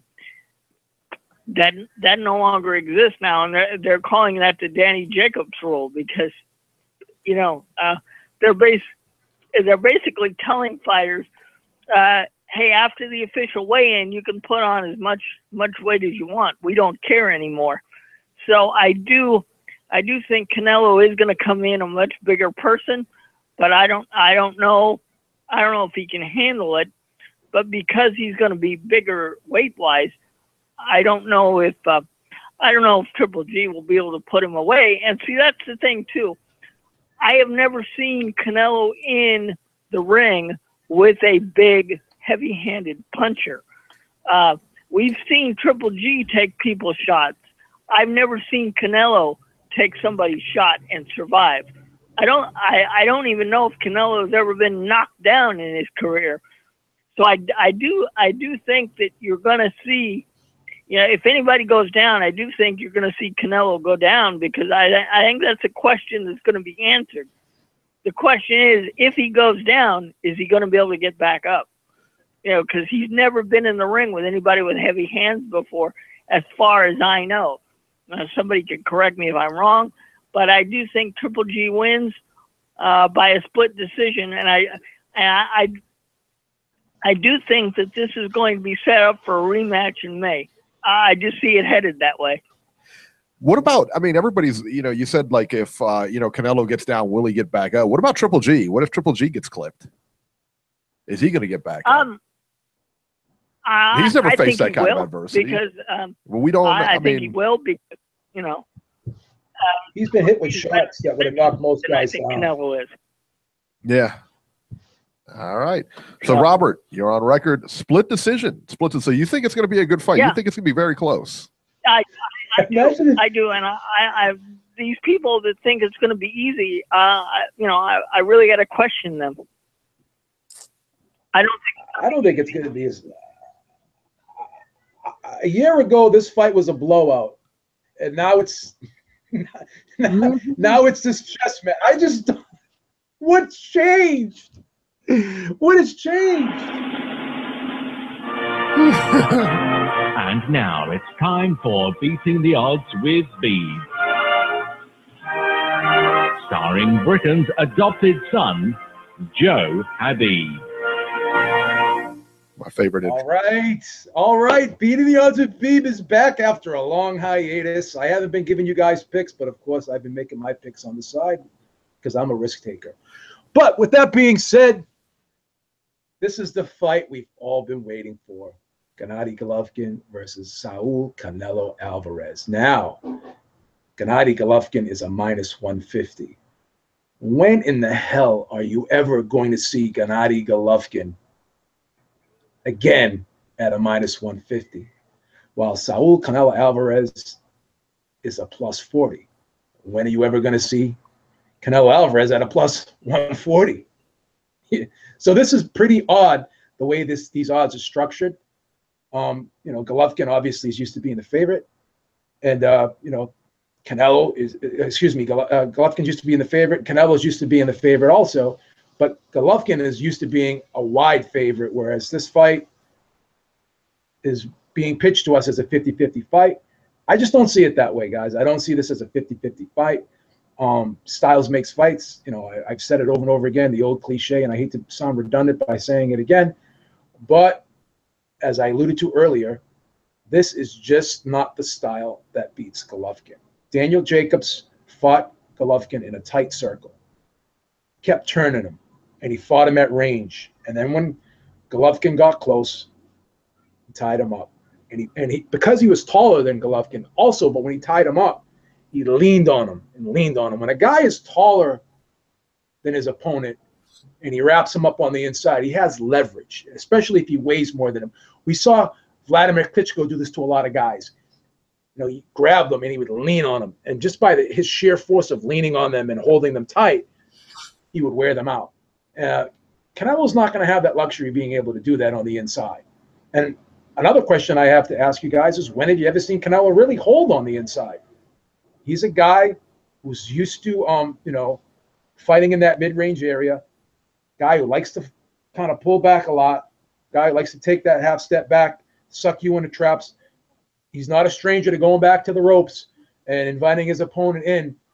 And that's exactly what Golovkin loves. He loves having a guy up against the ropes, loves getting inside in their chest and digging those shots to the body.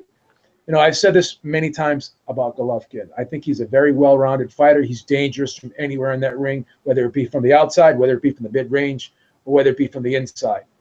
But where he's most dangerous is on the inside. So if you're going to have to gamble with Golovkin, you're going to have to choose your lesser of three evils. You're going to have to try to fight him on the outside, which is what Daniel Jacobs did. Canelo does not fight on the outside. He's the prototypical mid-range hooker. That's what he likes to do. Now, I've said Canelo's improved. I think a lot of his improvements is not, physically. I think it's mentally. I think he's more relaxed in there. I think he realizes who he is as a fighter now. He knows his strengths and he knows his weaknesses. I think he knows he's not a guy who's quick on his feet. So he doesn't try to be that guy who's going to be a slick boxer. He knows that, he's not a guy that throws a ton of punches. He's not a volume guy. So what's he do? He's more or less picked and choose the spots, fights in spurts, so he can relax in there and not exert a lot of energy and fade down the stretch like he's done in other fights. So I think as he's gotten older, he's pretty much accepted who he is as a fighter, and he's focused more on his strengths and not on his weaknesses. So basically, he knows that he's got good timing. He knows he's a good counter puncher. He knows that money punch is that left hook, and that's what he's trying to set you up for when you come forward. He's trying to suck you in where you can land that left hook.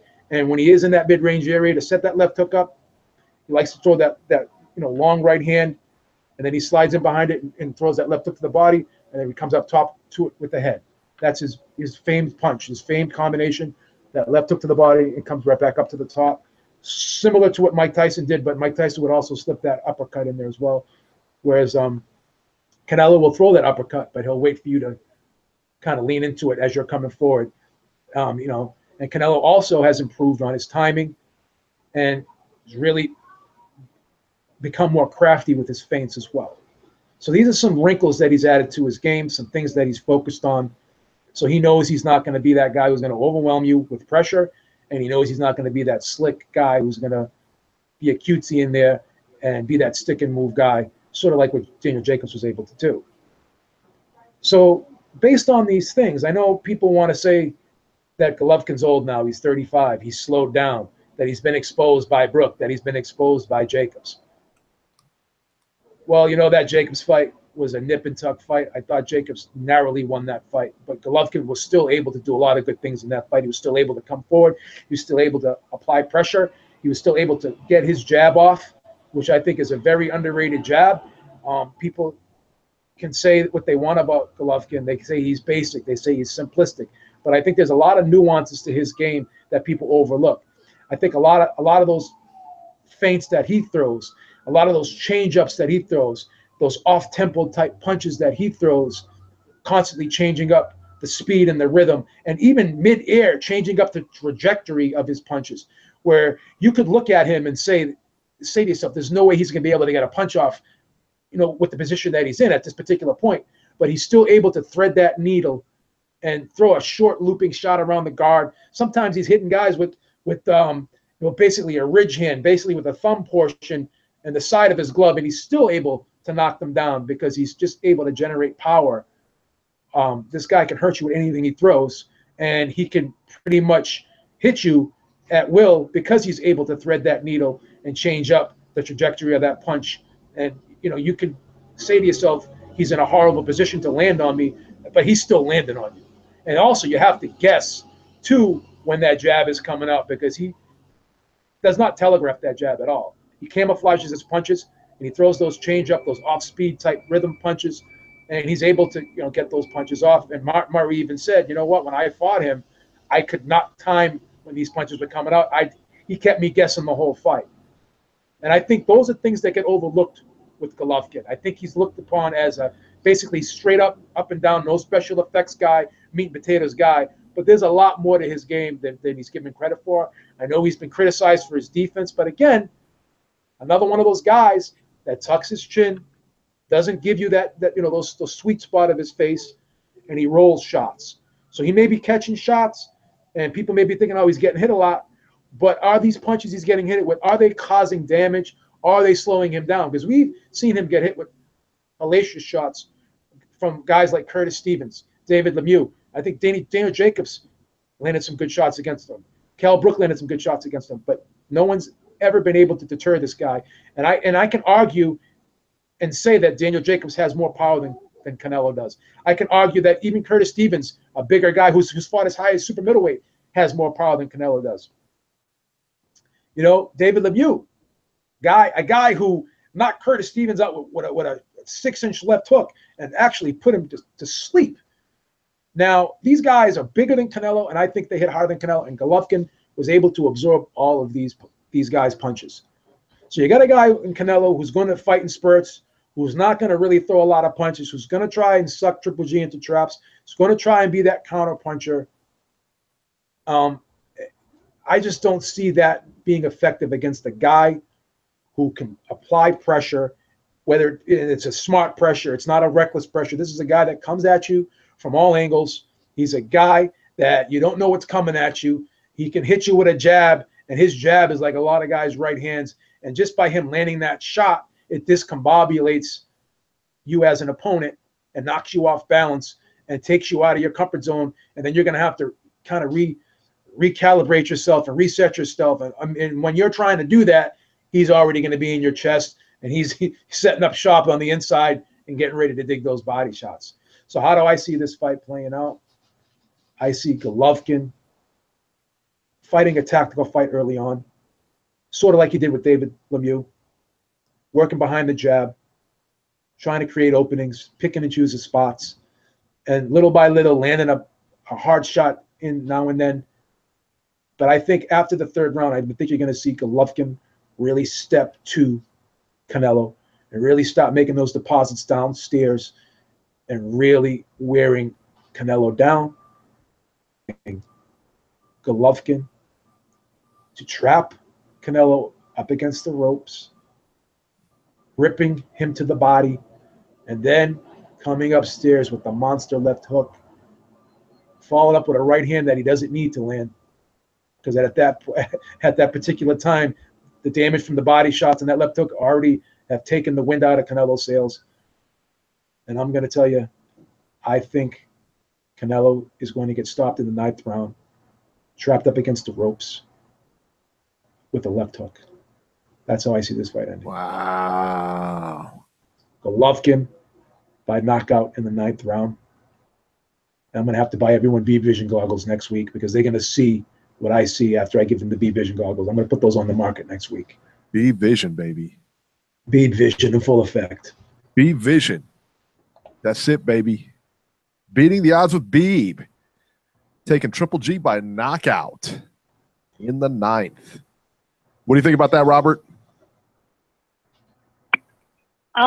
Look, I would love to see that. I just think it's going to be more difficult than what Beeb thinks. Wow, even Robert although I am that. looking forward to seeing how Canelo reacts to a heavy puncher, because I think in Canelo's what is he, 49-1-1? I think in his 51 fights, he's never faced a heavy-handed guy, and so I'm going to be interested to see how he reacts to that. Interesting. All right, so I'll give you my prediction now. And if you can't see, I'm wearing a Triple G shirt, so that should tell you everything you need to know. All right, so who wins? I'll tell you what, man, it's a tough fight. It's a tough fight for Canelo. He will be, he'll be in there with the strongest fighter he's ever faced. That being said, the one thing that nobody's talked about is I would give Canelo the edge in almost every other category. Speed, boxing ability, etc. He's faster. I think he's a better boxer. I know Triple G is an Olympic caliber. Canelo is a better boxer. He throws more combinations. He's slicker. He's definitely slicker. He's definitely a slicker fighter. He throws in combinations. I don't think either one really has stellar footwork. I just don't. I mean, Triple G walks forward. Canelo, has been accused of having center blocks on his feet, but I don't think it's a footwork kind of thing. He's not going to be a Floyd Mayweather out there.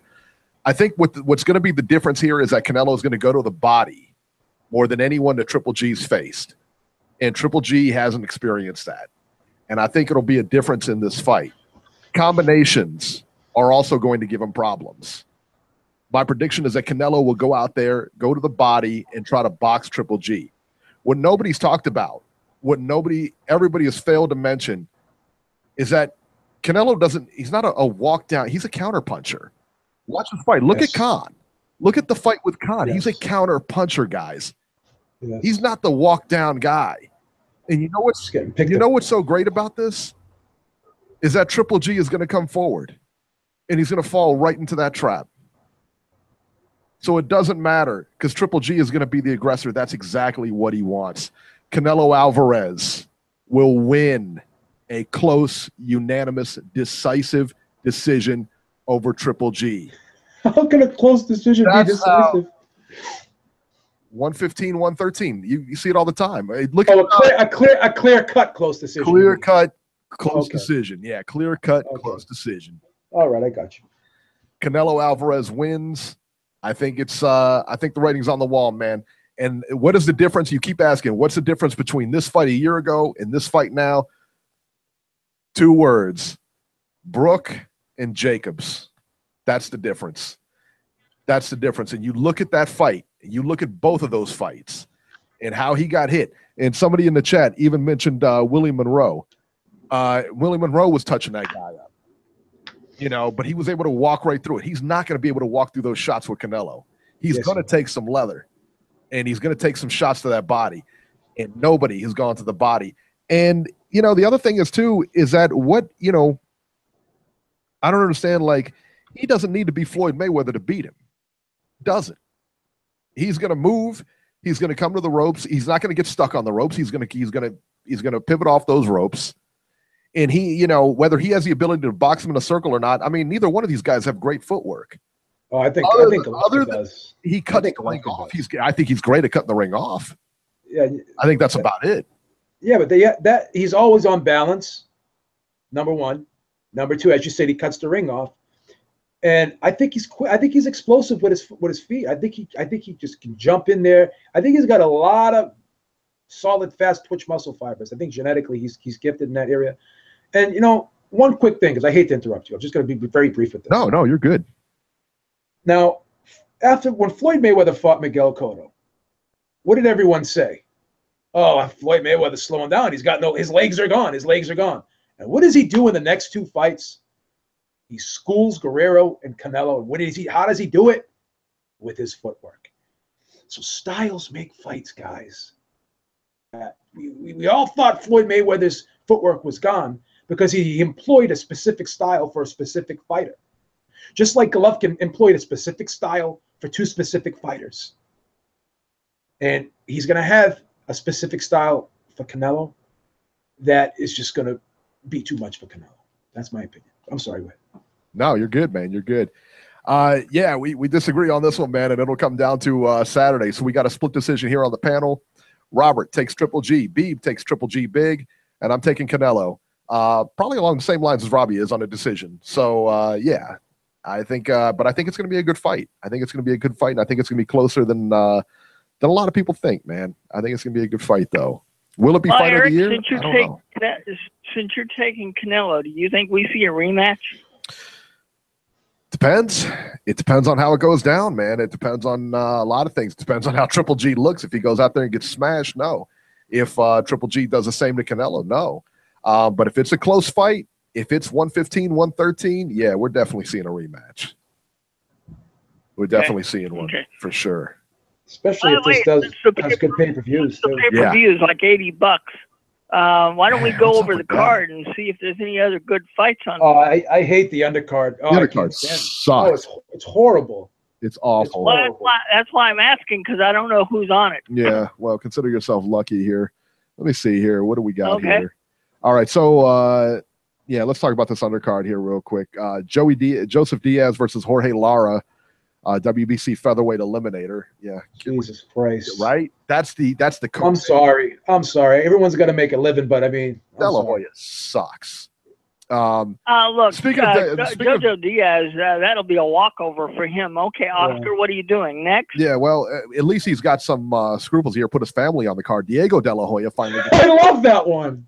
Versus versus Randy Caballero, 10 rounds, junior featherweights. And now then, that'll be a decent fight. Yeah, Ryan Martin versus Francisco Rojo, 10 rounds, lightweights. What is he going to show? What is he going to show on this 8 o'clock? I mean, unless that fight's taking place early, I don't even want to watch it. Virgil Ortiz versus Cesar Valenzuela. Eric, that's 6 rounds. Why I'm amazed. This is what I'm telling you, though. Virgil Ortiz versus Cesar Valenzuela, 6 rounds, junior welterweights. Marlon Esparza versus Arceli Palacios, 6 rounds, female flyweights. None of these fights are good. None of them. I mean, almost to a person, they suck. I mean, with the exception of the main event. You know, I mean, really, what's... this is a great main event. I would pay 150 for this main event. No, I wouldn't go that far. And every time I've seen Ryan Martin, they talk about him like he's the next big thing. And every time I've seen him on one of these undercards, he's never looked that great. Right. Robbie, would you pay 100 for this pay-per-view? Do what? Would you pay 100 for this pay-per-view? No. Wow, look at Robert, man. It's only 20 more bucks. You wouldn't do it. I paid 100 for the Mayweather fight, so for sure I paid 100 for this fight. I would pay 150 though. Well, look, I want to see this fight, so I probably would. But really, I would pay 120 for this fight. Yeah. Oh no. All right, so September 15th, which is a Friday on ESPN Deportes, Claudio Marrero versus Jesus Rojas. Also, too, on CBSSports.net, Mike Lee of Notre Dame fame versus Aaron. I'm gonna Quattrocki maybe 10 rounds, light heavyweights. Okay. Butchered that All guy's right. name. Sorry about that, Aaron. Of course, the big one on September 16th, Canelo and Triple G, which we talked about. Also on September 16th, Billy Joe Saunders versus Willie Monroe. Now, they haven't listed as TBA, but unless something happened to Willie Monroe, I don't know. But that's going to be in London, and enjoy that on Sky Sports or YouTube when you catch it. From Liverpool, England, Callum Smith versus Eric Skoglund, 12 rounds, super middleweights. And that's the World Boxing Super Series quarterfinals. That, of course, that we don't get to see. That absolutely, Thank you, Richard. yeah, right, yeah, exactly. No television on that one, so we'll catch that on YouTube again. Let's see what else here. I think that's it. Yeah, that's it. So yeah, that's it for the weekend. Right. So good deal on that. Let's see here. All right, so let's talk about. And I do plan on calling in. I do plan on calling in on Wednesday, so I will be there. Very nice, very nice. Let's go to our news and rumors section. Not a whole lot to report this week. The Mayweather-McGregor gate falls short of the record, of the gate record, the anticipated showdown between the two. It raked in. Beeb called the Nevada State Athletic Commission and got the numbers and posted them on Twitter. And then I saw a bunch of stories after that ran the same numbers, and of course doesn't give Beeb any credit. Well, I'm going to be honest with you. Someone released them before me, but they didn't release the source. Right. So that's why I went and called. And everyone, the person that released them before me said, basically saying he was an insider. Right. Making it sound like he was the only one that could get the numbers. And then when I released him, he started swearing at me. Oh, you basically took my tweet and said, no, buddy, I called up because I called up and I did what you should have done. Instead of making it sound like you have an insider, this special source that no one can has access. Anyone can call up the Nevada State Athletic Commission. The stuff is public record. So I mean, that's just the way it is. It's not like I'm a genius. How in the hell does Leonard Ellis and company look when why do I hear it echo? Anyway, what do they look like? Because before the fight, we've smashed the record. We've already made $60 million, and hell, they didn't even come close to $60 million. It was like 55, wasn't it, Eric? Well, yeah, but that's pretty close to $60 million. I mean, but to your point, I think they're just trying to hype the fight. I mean, that's the only thing I can think of. Yeah.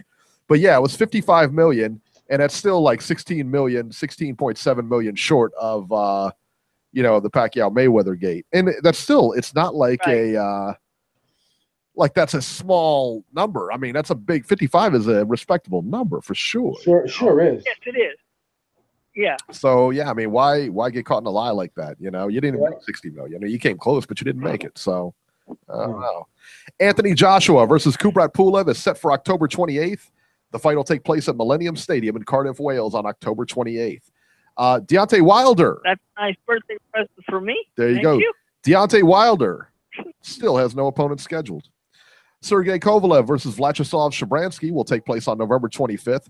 John David Jackson, just in case you're wondering, will not be in Kovalev's corner for this. The two have seemed to have had a falling out, with Jackson saying that in a roundabout way, Kovalev is not a nice person and doesn't want to train. So he used a little bit stronger language than that, but you guys get the gist of it.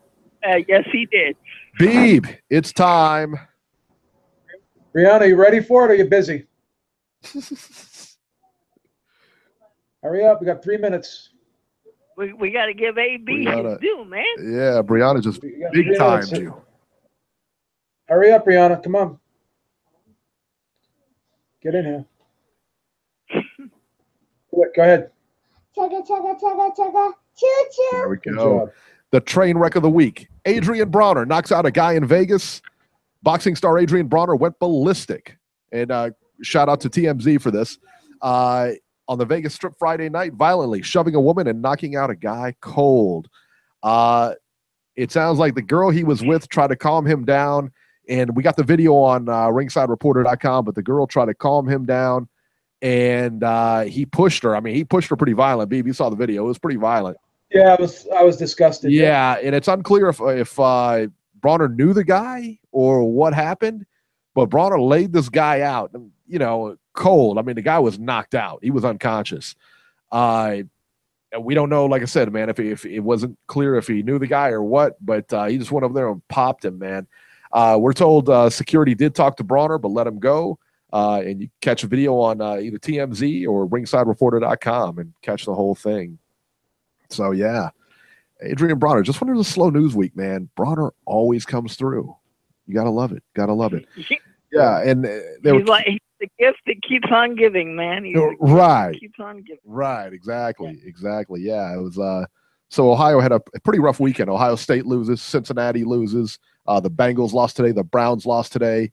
Antonio Nieves, the banker from Ohio, lost to Inoue. And then Brawner.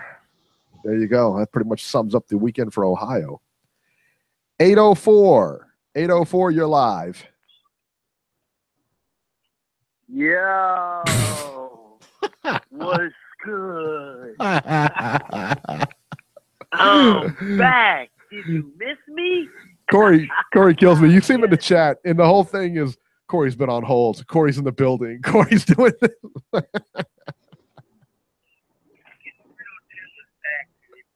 I'm what you call a comeback kid. Let me talk first, man. So all these Cleveland guys that, thought Inoue was going to get knocked out or get defeated mid-controversy, like some of the panel members, you need to stick a fork in your back, kid. You're finished with any picks. You're finished. How could you pick against the monster? I don't think anybody picked against him. I think you did. No, I didn't. I took Inoue. No, you said no. Beeb, what was my official pick last week? He's gonna win. What was my official pick? I can't verify any official. Well, you facetiously said Nieves, but then you came back and said Inoue was not. You made a big deal about him being from Cleveland, Ohio, and how believe me, Corey. No one would rather give Eric stick more than me, but I got to tell the truth. Finally, Robbie, yes. You speak the truth, yes. But look, all I'm gonna say is, man, the monster, he did his thing. Inoue did his thing. He did what he was supposed to do. Vicious. Did he get cut off? He got cut off. He got cut off. I don't think Chocolatito can handle those body shots. I don't think what's his name from what is he from Korea? Where is he from? The guy that Chocolatito lost to? Thailand. I don't think he could. I don't think this guy could handle Inoue. I know it's not a big fight if they do, make that next, because they were putting all their bucks on Chocolatito winning. You know what I mean? And I told you that last time, because that's why Inoue was at the fight last time. Down at the rematch, they put him on the card. So that even solidified what I said last time to come into fruition if Chocolatito would have won. Yeah, this caller knows what he's talking about. Yeah, I told y'all that last time when I said Chocolatito, if he would have won, that Inoue was up next. Well, Chocolatito ain't fighting anymore. He's done.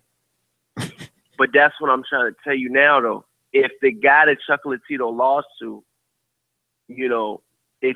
when he won, it screwed everything up. And it screwed a lot of money up for K2 Promotions, because K2 Promotions doesn't have a lot of fighters as it is. Of course, they're going to get big money fights from Golovkin. 90 seconds. Finish now. And I mean, to be honest with you, I haven't talked about K2 Promotions lately because Tom Loeffler is in a whirlwind right now.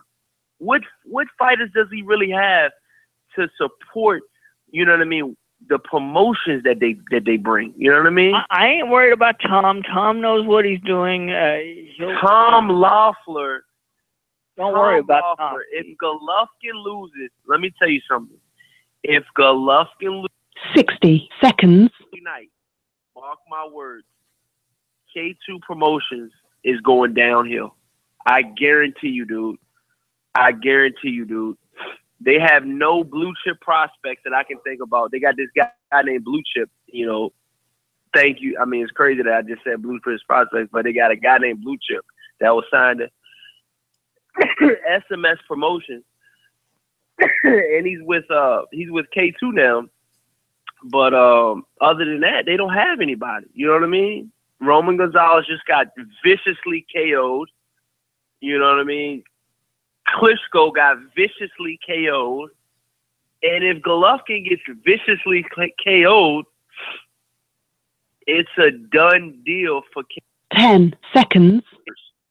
Corey talking the truth over here on the Ringside Reporter. You know what time it is. So my pick for the Golovkin Canelo fight is, now mark my words now. I got Golovkin winning by knockout in the 8th round. Wow, you went on a limb on that pick, didn't you? Yeah. In the 8th round. In the 8th round. Yeah, nobody's picking Golovkin by knockout. I don't know what's going on with Beeb Industries, but I don't know what the over under is on the 8th round knockout, man. But shoot me some numbers, Beebs. What's going on, buddy? What's up, man? I think the over under is 9.5 for this fight. And let me pull it up. I can pull up the odds.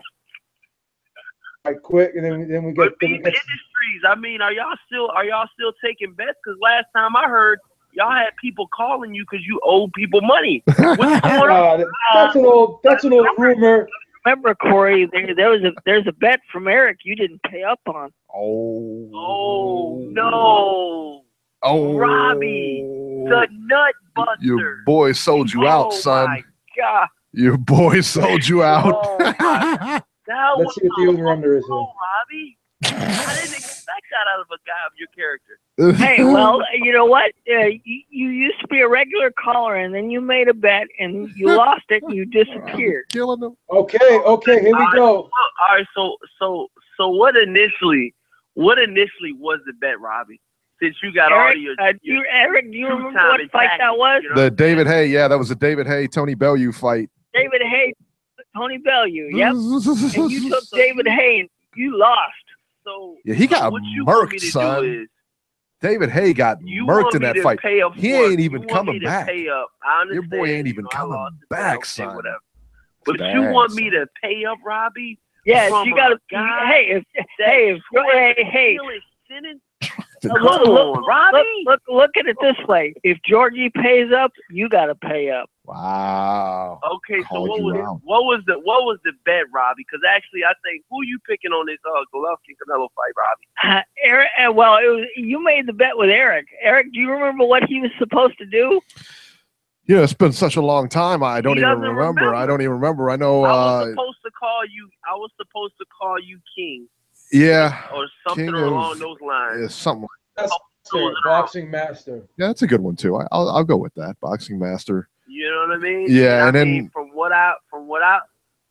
and then you were supposed to thank me. Yeah, then I think you were supposed to thank me for bringing you online. I think you were supposed to say thank you so much for allowing me to be on hold for all of this time. I think it was something like that. It was something along those lines. Okay, so from this day forward, for the next 3 shows, Robbie, since you want to from this day, you'll be my new fool. There you go. That's right. For the next 3 shows, Corey will address the Cleveland superstar, Cincinnati superstar, as the boss. You're the boss, buddy. No, so, no. Can I talk? That's not good enough because that wasn't the bet. Because you can call anybody Beeb boss, and that's not a big deal. Come on, B. He's still so we got the over under here at 9.5. Beeb's Industries. What would a loan shark do in this predicament? Well, these are rumors put out there by my detractors.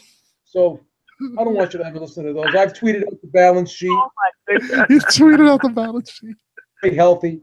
No, if you like the under, you can get a plus 190. The under's terrible. You know that? The under's 9.5. You can get a plus 190 on that if you like it. You'll be called Boxing King from the next 3 shows. How does that sound? That sounds good. Good on that? I think that's about right. Boxing King. Okay, so the Boxing King. Okay. You know, we're gonna go ahead and go with Golovkin by 8th round knockout. And you know, the same night, y'all, the same night in the same weight class, your boy Beeb, the Gypsy King. Wow. Billy Joe Saunders. Yeah. He's fighting the Mongoose.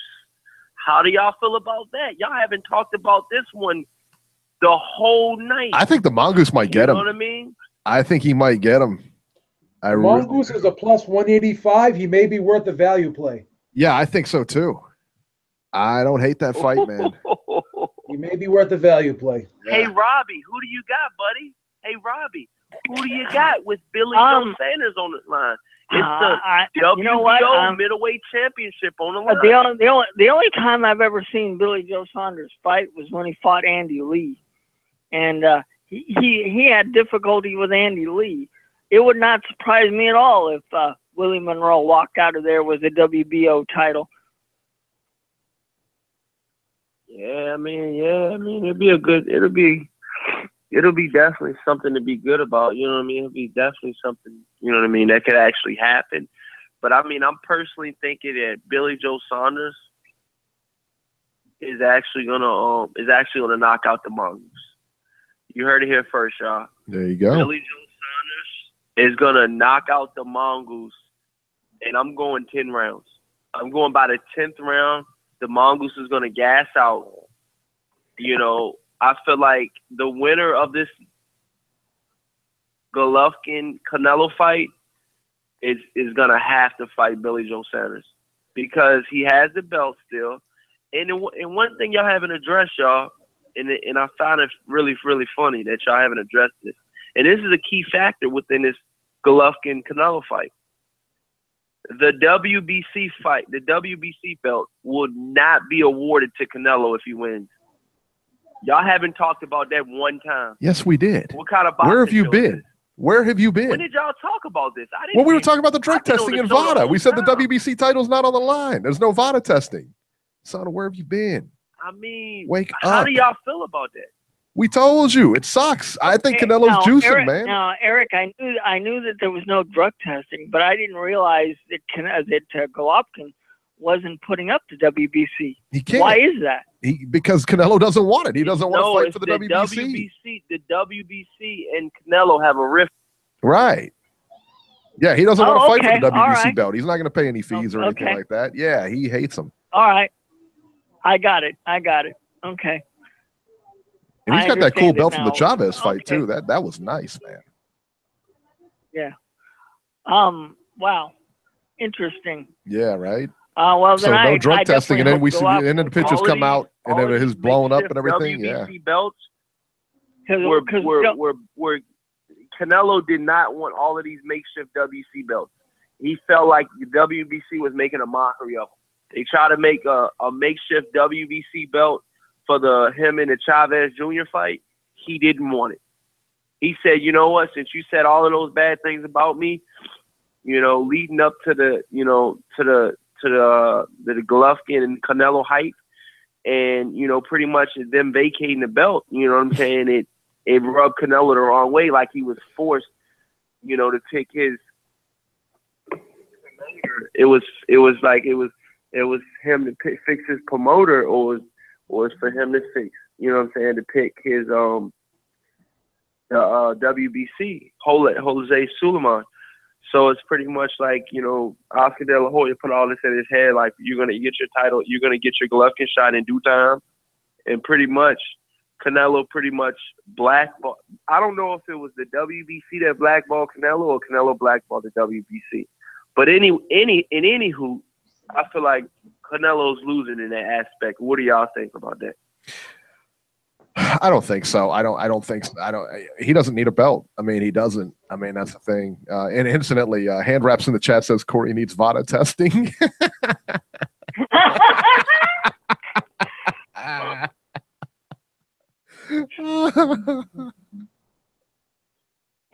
Oh, that's I mean, bad. Nevada. I didn't know that Nevada. I didn't know that they didn't have any drug testing for this fight. Are you sure? I know they're not doing VADA because WBC does VADA. Yeah. I don't know.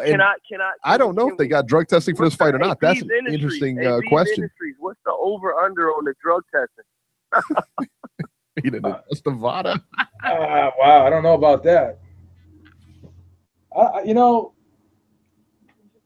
this fight's interesting in a lot of ways, and it's just funny how the WBC is not going to be involved with this.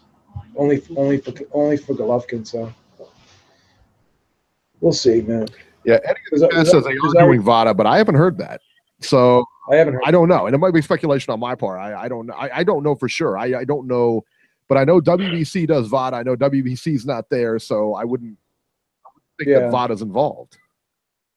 Yeah, I don't know. I don't think so. I'm trying to figure out, but I'm hearing rumors that the IBF is still doing drug testing and stuff like that. You know, and the WBA, I thought the WBA did their own drug testing. You trying to tell me none of these sanctioning bodies do drug testing? No, that's not what I'm saying at all. No, I think the commission does. I think they have the commission drug testing, which is after the fight, which is standard. But I don't think they have the, the VADA 24/7, whatever. And the thing about it is, it's really not Olympic style because it's once the fight is signed, whereas Olympic style is all year round. But they don't have the VADA. I don't think they have the VADA testing for this. I think they just have the commission testing. That's it. Yeah, I don't know. I think that's which is a lot less. Yeah. Yeah, I know. Like I said, WBC is VADA, so yeah, they're the only. I think they're the only ones that do VADA, aren't they? Because don't the WBA's got their own little thing, but I think the other ones don't really have any outside testing. Just WBC is the only one that has it. Yeah. So. Wow. And then when you click on the box rec. That's what I'm trying to figure out. So. There you go. When you click on box rec. Canelo's not registered. Like if you go on box rec, right, it'll tell you if the guy is VADA, if he's VADA tested, registered by VADA as one of the. Like if you're saying that there's no, I feel like the WBC for all you new callers out there, I feel like the WBCA does the strenuous testing in box. Do you agree? Does the panel agree on that? I think they do because they use VADA, but now whether they enforce it or not is one other thing. Because they've had plenty of dirty tests come back. I feel like all of the sanctioned bodies aren't VADA approved. They're not. The WBC is the only one that does it. Now they do drug testing. Red flag right there. It's a huge red flag. That's a red flag right there because if you think about it, VADA. Corey, we can barely hear you right now. Doing, if you think about it, VADA is the only one doing the John Jones right now. Isn't that who's doing that whole John Jones thing right now? Isn't that VADA? You're talking about John Jones. You're talking about John Jones. Yeah, VADA's in the UFC. Yeah, now every fighter UFC. there gets tested. Yeah, and they get tested on a pretty regular basis. They've only been in there for 2 years. No, they have USADA. So many. UFC has USADA. Oh, that's right. That's right. You're 100% right. Yeah, the UFC has USADA. Yeah, USADA weeds out everybody, man. They are very stringent. But, if you're going to clean it up, I don't blame them. So, there you go. Corey, what else did you want to get off your chest, buddy? I just wanted to get off my chest that coming up, we got the fights coming up. We got those fights coming up. And who's on the undercard? Who's on the undercard of the Golovkin Canelo fight? Have you been listening to the show at all? We just went over that, Corey. Where have you been? I mean, somebody hung me up while I was waiting for 30 minutes. Somebody hung you up. You were on hold for exactly 4 minutes when you disconnected. I was on hold for 45 minutes. Who's your cell phone provider? Like Cricket? Is this like a prepay you're calling from? I don't know. No, Diego De La Hoya it's a horrible undercard. Diego De La Hoya is on the undercard. Yeah, it's not a good undercard at all. It's not even worth going into because it's not even. No, it's not. It's disappointing. Yeah. So Undercard? yeah, it's bad. It's bad. Hey, man, we got to get running. We'll talk to you next week, okay, brother? It is. Oh, fuck, Robbie didn't He just dismissed you, son. Robbie just dismissed you. 31 minutes. First, you called me out from a bet that I didn't know. Hey, it's after 9 o'clock, brother. Me off the show, wow, Robert. I got 2% ownership of Beeb Industries. You gonna do me like 2%? We're picking. I'm out of here. You didn't even gotta brother. say it twice. I'm out of here, man. My pick is Golovkin by knockout. You heard it here first, 8th round. I'm out. All right, see ya.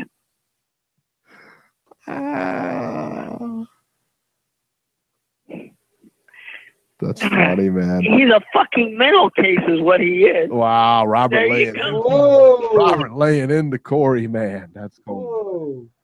Cold-blooded savage. Well, hey, that's my man, Corey. I like Corey. He pays up his bets. There it is. Yeah, Georgie, you can't complain, man. Win or lose, he pays up, baby. That'll do it for this edition of Ringside Reporter. As always, you can catch Robert on Twitter at Ringside Robert, or you can call Ringside Robbie's Corner at 917-259-1810. Leave him a message. You can catch Joe Habib on Twitter at jhabib1. Find his YouTube channel at beatingtheoddswithbeeb.com. I'm at Ringside 73, and you can catch me on ringsidereporter.com, and we will see you next week. All right, everybody. The big one.